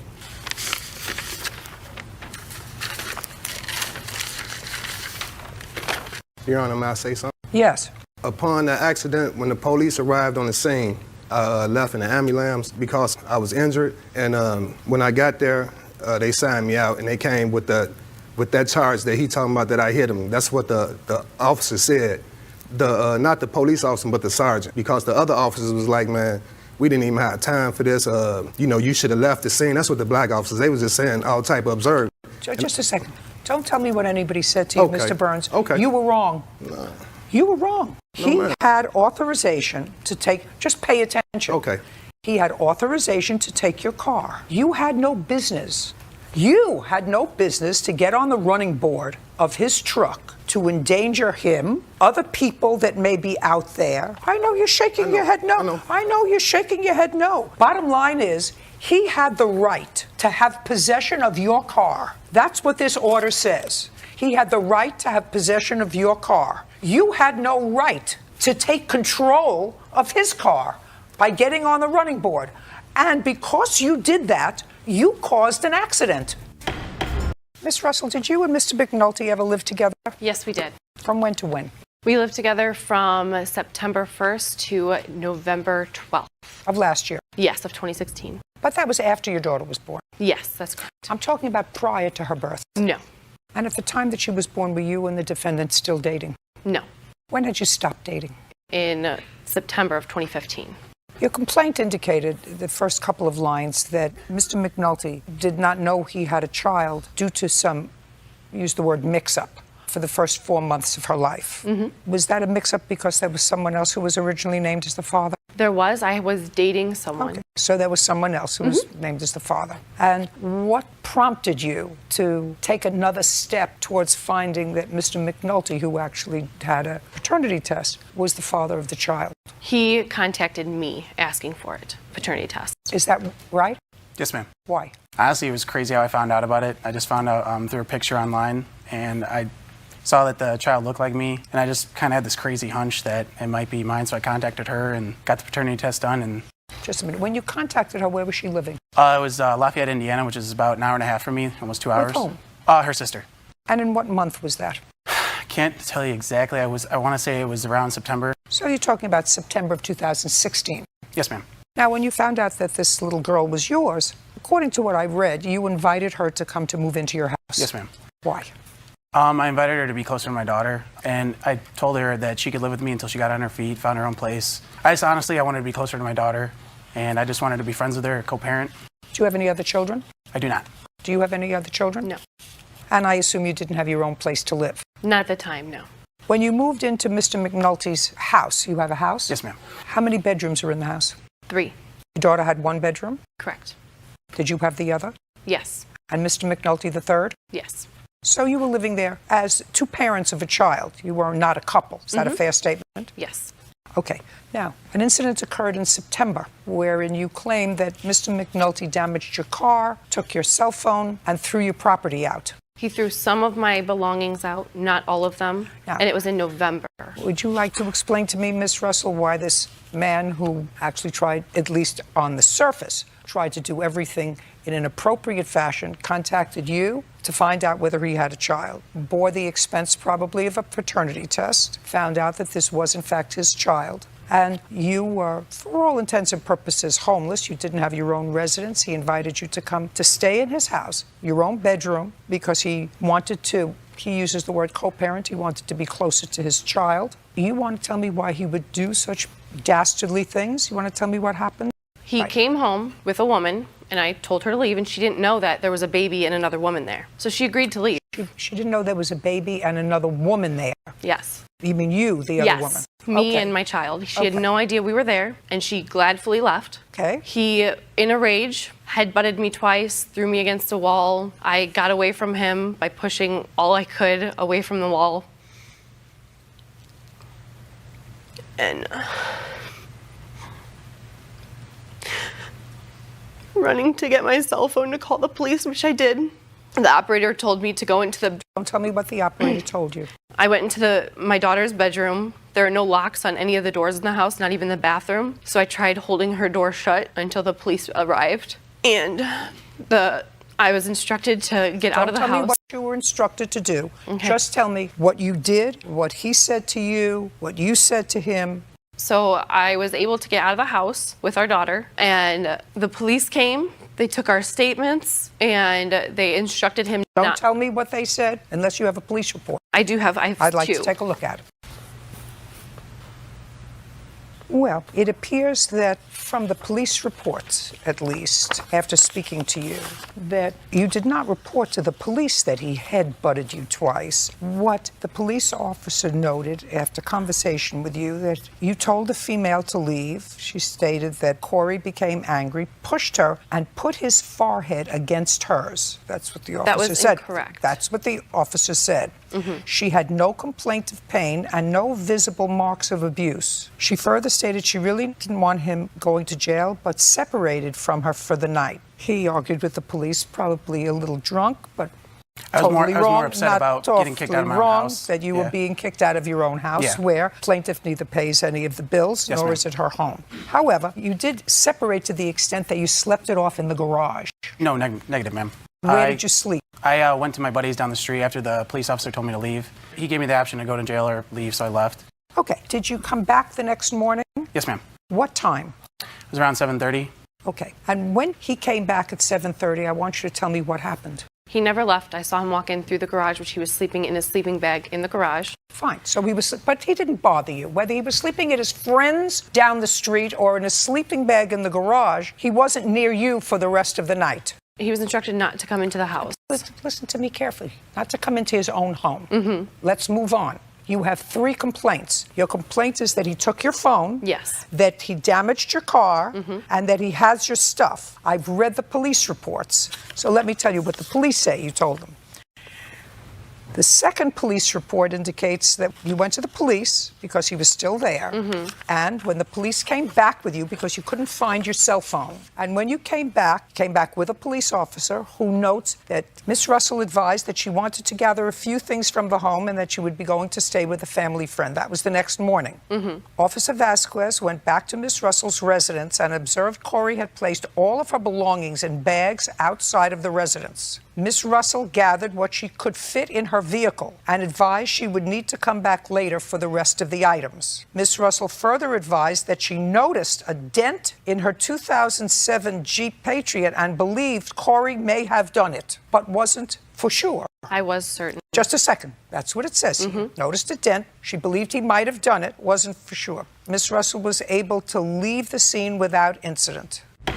I want you to tell me, what proof do you have for the three things we're talking about? What proof do you have that he took your phone? So when I went to sleep the morning of the incident, when he was supposed to leave the house, all three of the bedroom doors in the hallway were open. When I woke up, one was closed, and my phone that was sitting on my nightstand on my charger was gone. Where's her phone? I don't know, ma'am. The police escorted me out of the premises. Next. I don't care. Next. The police escorted him out. The next thing that happened was 7 o'clock in the morning. You saw him walking in from the garage. Okay. Dent on the Jeep. I don't care. Next. The police escorted him out. The next thing that happened was 7 o'clock in the morning. You saw him walking in from the garage. Okay. Dent on the Jeep. He admitted to me that he did it. Okay. When was that? The morning of around 7:30, before when I was on my way out to go to the police station to make the report. I looked at my vehicle and I angrily said, "You dented my Jeep," and he said, "Oh well." I did not say that, ma'am, no. Next. Next. The officer who made the note that all of my things were on the porch, they were not all of my things. I did not go into the house and collect my things. Him and his stepfather put my clothes in bags and some of my small belongings. I even have a picture Just a second. Do you want to tell me what you claim he still has that belongs to you? I have a list. Tell me. So I have my dineware set, my wine glasses, all of my kitchen utensils, all of my cookware, all of my baking pans, crock pot, oven mitts. Just a second. When did you move in with all that stuff? When he came to get me at my sister's, his grandmother paid for a moving truck, and my sister helped us move all of my belongings from her apartment into the moving truck, which we brought to his house, which has all of these items. Okay. Can I see that bird? And I also have I have a second. picture, if you want the pictures. Do you have her TV? I do not, ma'am. I have enough TVs in my house to Just a need second. another. Did she move in with a TV? She did. Where is it? I put everything of hers on the front porch, and she left it there for a couple days. So you don't know where it is? I left it out there, and I told her it's her problem to get it. I didn't put it on the garbage. Well, or but you nothing. know a TV was not noted by the police. Yes, ma'am. Do you understand that? Mm-hmm. Okay. Do you have anything in your home now I do not. that belongs to her? Okay. Now I'm going to see the bill for the 47-inch TV. Mm-hmm. I'd like to see the paid bill for it. I also have a picture coming up that has my placemats and a picture of him with those placemats just 2 weeks ago for the items that he says he does not have in his home. Okay. So the television set was $479.91. Mm-hmm. What are these things? Everything on the list is stuff I've purchased, but the ones that I highlighted are the ones that he still has in his possession. And what's this supposed to be a picture of? That picture matches the small photograph. The photograph has my placemats at my apartment. He has the exact same placemats in that picture at his house. It's proof that he does still have my items that he is claiming he does not have. I don't care. The judgment for the plaintiff in the amount of $994. We're done. Your Honor, I We're still have done. evidence. We're done. What about my vehicle? He's not paying for your vehicle because I have a police report where you say I have a dent in my car. I think Corey did it, but I didn't have no. say that to the police officer. Well, that's though. what the police officer says. We're done. Mr. Siebold, Miss Clark is the daughter of your girlfriend, Yes. and she has two children, two small children. Yes, that is correct. There came a time when, for whatever circumstances, she came to live with you with her two children. Correct. When was that? That was in late of 2016. And when did she leave your residence? That would be in October of 2017. So she lived there for a while. Yes. Your complaint is twofold. You say that she's responsible for you having to break a window in your car. Correct. Because of something that happened with one of her children. Correct. And the child was in danger. So you had to break the window in order to extricate the child from the car. You're going to tell me what happened. When did that happen? That happened in August of 2017. That happened June 8th. Is she correct? As far as I'm aware, to my knowledge, it was in August. Whatever it is, she lived there subsequent to either June or August for several months. Correct. The second part of your claim is for cost of getting a dumpster to remove some property that she left behind when she moved out. All right, Why don't you tell me whether it was in August or June? Why don't you tell me about the incident that occurred that required you to break your own car window? Okay. On the date in question, basically, I was upstairs.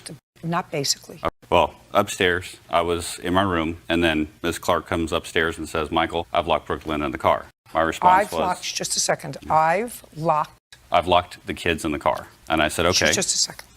Do you remember that? No. You don't remember going upstairs to get him and saying, I've locked the kids in the car? You tell me how it happened. Because you did lock the kids in the car. No. Who did? My mom. Okay, where were you? I was following close behind her. I was getting the Just a second, so you were there? No, I was getting the diaper bag ready. What? The diaper bag. Don't move. Well, that's not what you say in your answer. You say in your answer, Michael had given the keys to the car to my mother, who went with me to the car and put my daughter in her car seat, who went with me. I was following close behind her. I was getting the diaper bag ready. I went downstairs and my mom was banging on the car window with my daughter locked inside. Where was Michael? Upstairs. Who went to get him? My mom. Your mother or you? And what were you doing? I was outside in the driveway with my daughter. Who was in the car? Yes. So your mother went to get Michael? Yes. Do you remember that? No. She went to get him? Yes. Go ahead. Okay. So as Ivory came up to tell me that the child was locked in the car, first response out of my mouth was, you need to call a locksmith. So I go downstairs. I'm getting dressed. I'm rushing down so I can go down to see what's going on. Brooklyn, who was in the back passenger seat. How old is she? At that time, she was probably just a little bit over a year, maybe.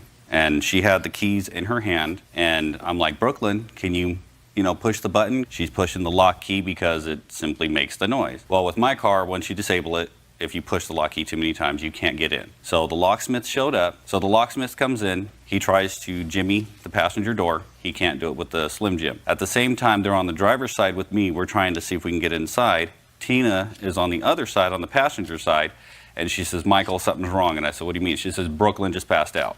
So I go to the other side. Brooklyn's passed out. She's kind of leaning to the side. My response was, I need to break my window. So I go to the garage, I grab a hammer, and I smash the hammer about 3 or 4 times into the window.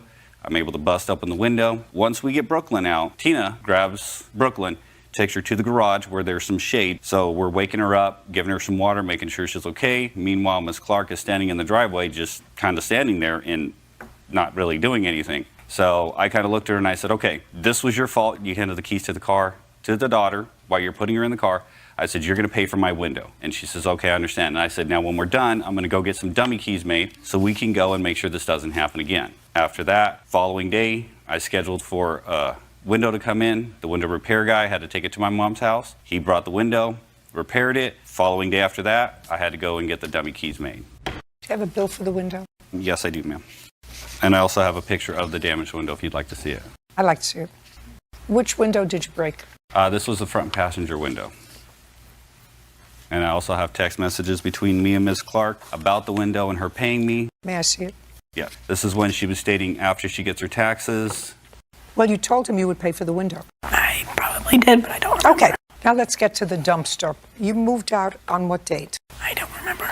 What date did you move out? It was in late October of 2017. And what did you have to get a dumpster for? Well, Ms. Clark, when she left, she ended up leaving some stuff in the room. She left some mattresses and she left all kinds of trash and junk and things inside the room. Also, when she was living with us, she ended up causing some damage to some of my furniture. I don't want to hear about that. Okay.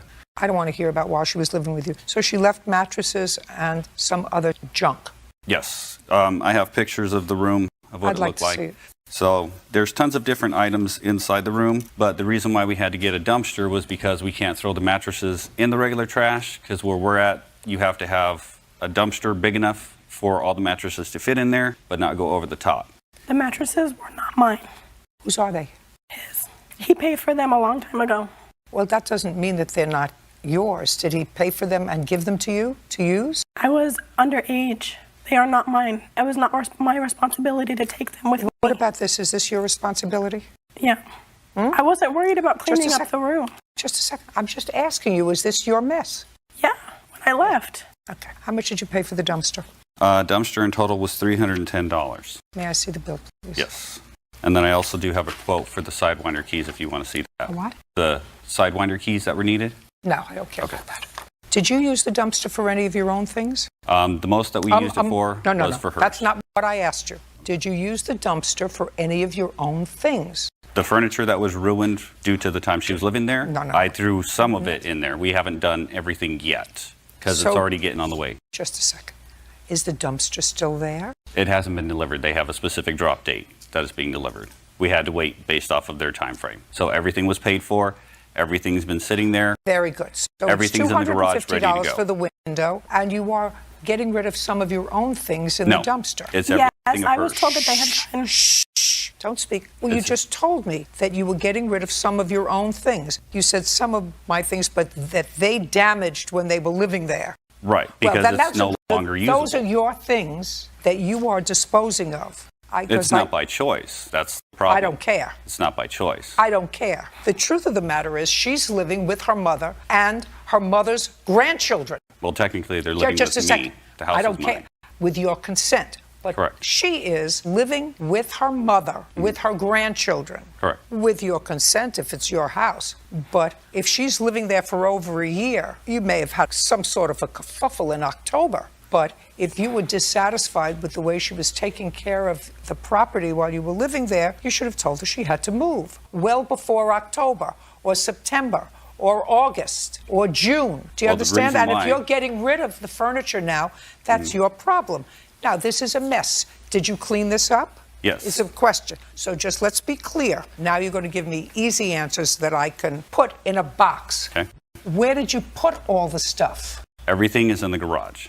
All this junk is in the garage. Except for the trash bags. Is what you're telling me that even the stuff that was pretty disposable, you just didn't put in trash and put out? No, everything that could be thrown away at the time was thrown away. We had other trash that was in the garage from Miss Clark when she had moved in. So all of that is combined with what was in the room and some other furniture and things that she had throughout the house.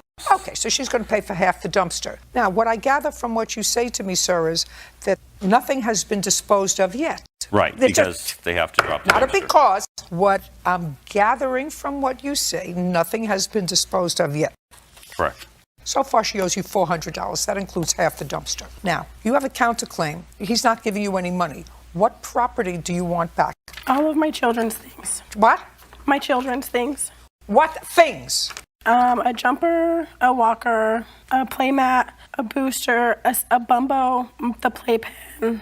You have all those things? I assume you haven't thrown those things away. A lot of the things that were damaged, that were busted, we threw out. Just a second. She just listed a whole bunch of things. Do you have any of those things? A playpen? I don't. A jumper? No, we don't have a playpen. When she came back to get her stuff. Just a second. Its stuff is here. I see it. Can I see the photo? It. It's a bit. Yeah, you gave it to me. Right. When she came back, when she left in October, she came back 3 days later. And when she came back with Mr. Padilla over there. They came back, grabbed the dresser, the playpen, and a few other items that they did not take. When they initially left. Your Honor. Right. Stand up, sir. Stand up. Move over here. Okay. Move over here. Now you're two people, two very strong people, and you came back 3 days after, or 4 days after, or 5 days after you moved out. We did not go back. So he gave us that night to remove all of her belongings. Just a second. So what you're telling me is you did not go back to the residence? We were not allowed back at the residence. We were not allowed inside of the residence after after she was kicked out. So that night. Where were you staying? Where was I staying? At my mom's house. That was where I lived with at the time. What were you doing there? What was I doing there that night that I went to go back to get her? Well, but go back. I mean, I was trying to help her out. I mean, I'm not going to let my girlfriend just be on the streets, you know? And that's what they were doing. But he gave us that. Just a second. What is it that was left in the house that you need now? I assume you live together? Yes. That you need now for your children that's in the house. I'm asking, don't look at her list. I'm asking you, what is it that you need now for your children that was left in the house? We had to go repurchase everything. You bought whatever you needed. Yes. So you don't need anything that's there. No. Shh, good. Fine. Judgment for the plaintiff in the amount of $400. Your counterclaim's dismissed. We're done. Thank you. Thank you. Ms. Johnson, you and Ms. Page are connected because you each have a child who has the same father. Yes. Would that be you? Yes. And it is your claim that the defendant came to the house. You live together? No. Well, as of now, yes. As of? Back when the case happened, yeah, we did live together. And while you were living together, it is your claim that the defendant came over one evening, assaulted you, and vandalized your car. Yes. The defendant denies she was even in town on the night that she's alleging that this happened. And she has a counterclaim. She says that you've been harassing her. She believes that you somehow vandalized her car with some foreign object in her gas tank. She's got a counterclaim. Okay, when did this incident happen? On May 5th. Of this year? Yes. What time? It was about 12:30, between 12:30 a.m. and 1 a.m. So tell me what happened. Okay, Your Honor. On the night of May 5th, me and Gary were celebrating Cinco de Mayo. We had some margaritas and tacos, and then we were going to call it a night around 12:30. Gary goes to bed, and his phone just starts to ring right before I lay down. And it's an unknown call constantly coming in. So eventually I answer, and it was a... How many times did it ring? Probably about 5 missed calls. Okay. And so finally I pick up, and it's Zuri on the other line, and she's like, where's Gary? And I said, now, do you know her? Had you met her before? Yes. How many times? We've known each other for over 3 years. So you knew her voice, or she identified herself? Exactly, yes. What did she say? She said, where is Gary? I said, he's asleep. She said, he's been at my house for 3 nights. And I said, well, that's impossible because he's been home. So she's like, well, where is he? I said, he's asleep. She said, wake him up. So then I wake Gary up, and I hand Gary the phone, and he's like, this is a joke, just hang up. So right before I hang up, she says, open the door. Right before we opened the door, it was a knock maybe 5 seconds later. So Gary runs to the door and looks in the peephole, and he can't make out who it is. She's like leaning on the door. So then I look in the peephole, and I said, Gary, this is a Zuri. And Gary's like, is it? So he looks back in the peephole, and then I yell, we didn't open the door yet. I say, Zuri, why are you at my house at 1 a.m? She's like, I need to speak to Gary. I said, okay. So then Gary's like, well, what do you want? So immediately I call the police. And I said, I need a police officer dispatched to my location. So Gary goes and opens the door, and she's extremely intoxicated. She's like, I need you to come to my truck. And Gary says, why? I'm standing behind Gary. Gary has his hands on the side of the door. I'm standing behind him, and she's like, well, I need to speak to you. I need you to come to my truck. So then Gary's like, well, what do you need? Then she calls me a drunk and just starts like talking crazy and calling me names and says I'm scary. And then we started arguing. I'm still in the back of Gary. So then she reaches under Gary and grabs my hair and pulls me into the hallway. And then that's when we start to fight. I have pictures of bruises, scratches, and everything from that night. I'd like to see them, please. I'd also like, did the police ever respond? Yes, they did. I'd like to see the police report. Okay. There's also pictures in there of the broken window as well. Well, I see the window. We haven't gotten to the window yet. Okay. Now, there are pictures here of a broken windshield. Yes. And the police report is clear that after the police came to discuss what happened to you, you were sort of reluctant to speak to them and a little, according to the report, a little intoxicated yourself. Yes. A sergeant also responded to the location, and it was the sergeant who observed the broken windshield on the car, and they identified the car as belonging to you. Yes. They went back upstairs to speak to you. At that time, since you believed she had broken your windshield, then you said, well, that's enough. I want to press charges. So that's how we're here. Exactly. Is that correct? Yes, ma'am. That's what I get from reading this report. Okay. What time had you parked your car that evening? I would say about 6 p.m. Now, you told me before that you and Gary were living together at the time. Yes. That's not what it says in here. Yeah, Gary was living with me on and off around that time. Well, now it is. So Gary was living with you on and off. Yes. Lisa, that would be you, right? Yes. Lisa said that Gary, her child's father, was only there to watch their child. Lisa and Gary were no longer in a dating relationship, nor was blank and blank. I assume her and somebody else said that even though that they had problems in the past, they had not seen or spoken to one another in quite some time. Lisa claimed to have no idea why the defendant and her friend arrived at the door. Now, you didn't tell me about a friend. I was getting to that part. Gary pulls us apart. Her friend runs in out of, I guess it was someone she was riding with in the truck. She runs in and pulls me back. Gary pulls Azuri back, and they stop the fight. Azuri then snatches away from Gary and runs out the front door into the back of the parking lot. Her friend then leaves out the back door to the parking lot where they were parked at. I went back in the house right after, and that's when I would say maybe literally 2 minutes later the police showed up. The police asked me what was going on, and I told them that it was an I got what you wrote, what you said to them. I read the report. Okay, Miss Page. Ball's in your court. Honestly, I have no idea what she's talking about. Okay. I was out of town that week at my mom's. I wasn't even there. I have not spoken to Gary, to her. I do not associate myself with them whatsoever. And this has been going on for 3 years. Ms. Johnson has followed me to 3 different jobs.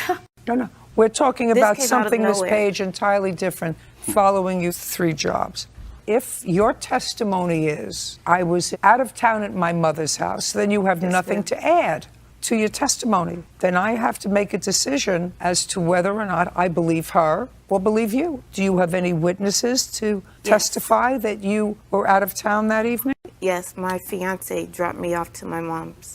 Great. That would be your witness. And you have a witness what happened that night? Yes. You have Gary. Yes, ma'am. I don't actually have to hear either one of them.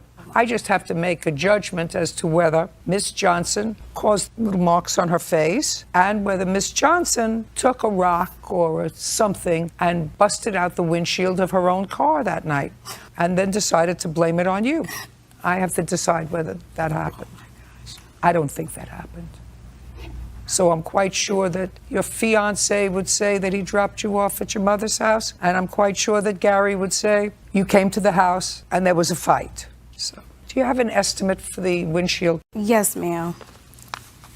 Did you have it fixed? No, ma'am. It's still not fixed. Where is it? It's at home. I've been riding with it with plastic on my window, which is, it's really hard because I have to have my son sit in that back seat. Okay, that's $330. Now, I assume that you did not seek any sort of medical treatment that night? No, ma'am. It was just scratches and bruises. Well, I see the photographs, and it does look like there was quite a fight. Yeah. Precipitated by your arriving that night, either drunk or sober. I was not there. How old is your child with Gary? Mine, she's 3. And yours? 2.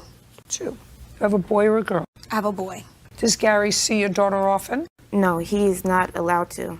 He was court ordered not to be left alone with any children. He was found unfit. By what court? Champaign County. Is that correct? That's what she say. What does that mean? I'm saying that's what she say. If she don't got no paperwork saying I can't be around my kids. Are you around your son? Yep, every day. Well, and evidently it doesn't apply to that child. I have no idea. When was the last time he saw his daughter? I actually have no idea. The only time he is allowed to see her is when my daughter is at his stepmom's house, and then he sees her over there when he goes. So your daughter does go to his family's house? His stepmom's, yes. How often? Maybe once every other week, and she'll probably keep her for a couple of days to spend time with her. And so he is permitted to see her there? Yes, he has to be supervised. Okay, so he's not permitted around other children. He has supervised visitation with his daughter for whatever reason. I don't know what the reason is. All kinds of reasons, both valid and stupid, for making those kinds of orders. I'm thoroughly familiar with both the valid ones and the stupid ones, and that has nothing to do with you. I'm talking about judges making orders for good reason and orders for stupid reasons. It seems to me if you're not capable of having unsupervised visitation with a 3-year-old, you shouldn't be capable of spending time every day with a 2-year-old. So clearly this had more to do with you than with a child, to me, in my head, but that's only me in my head.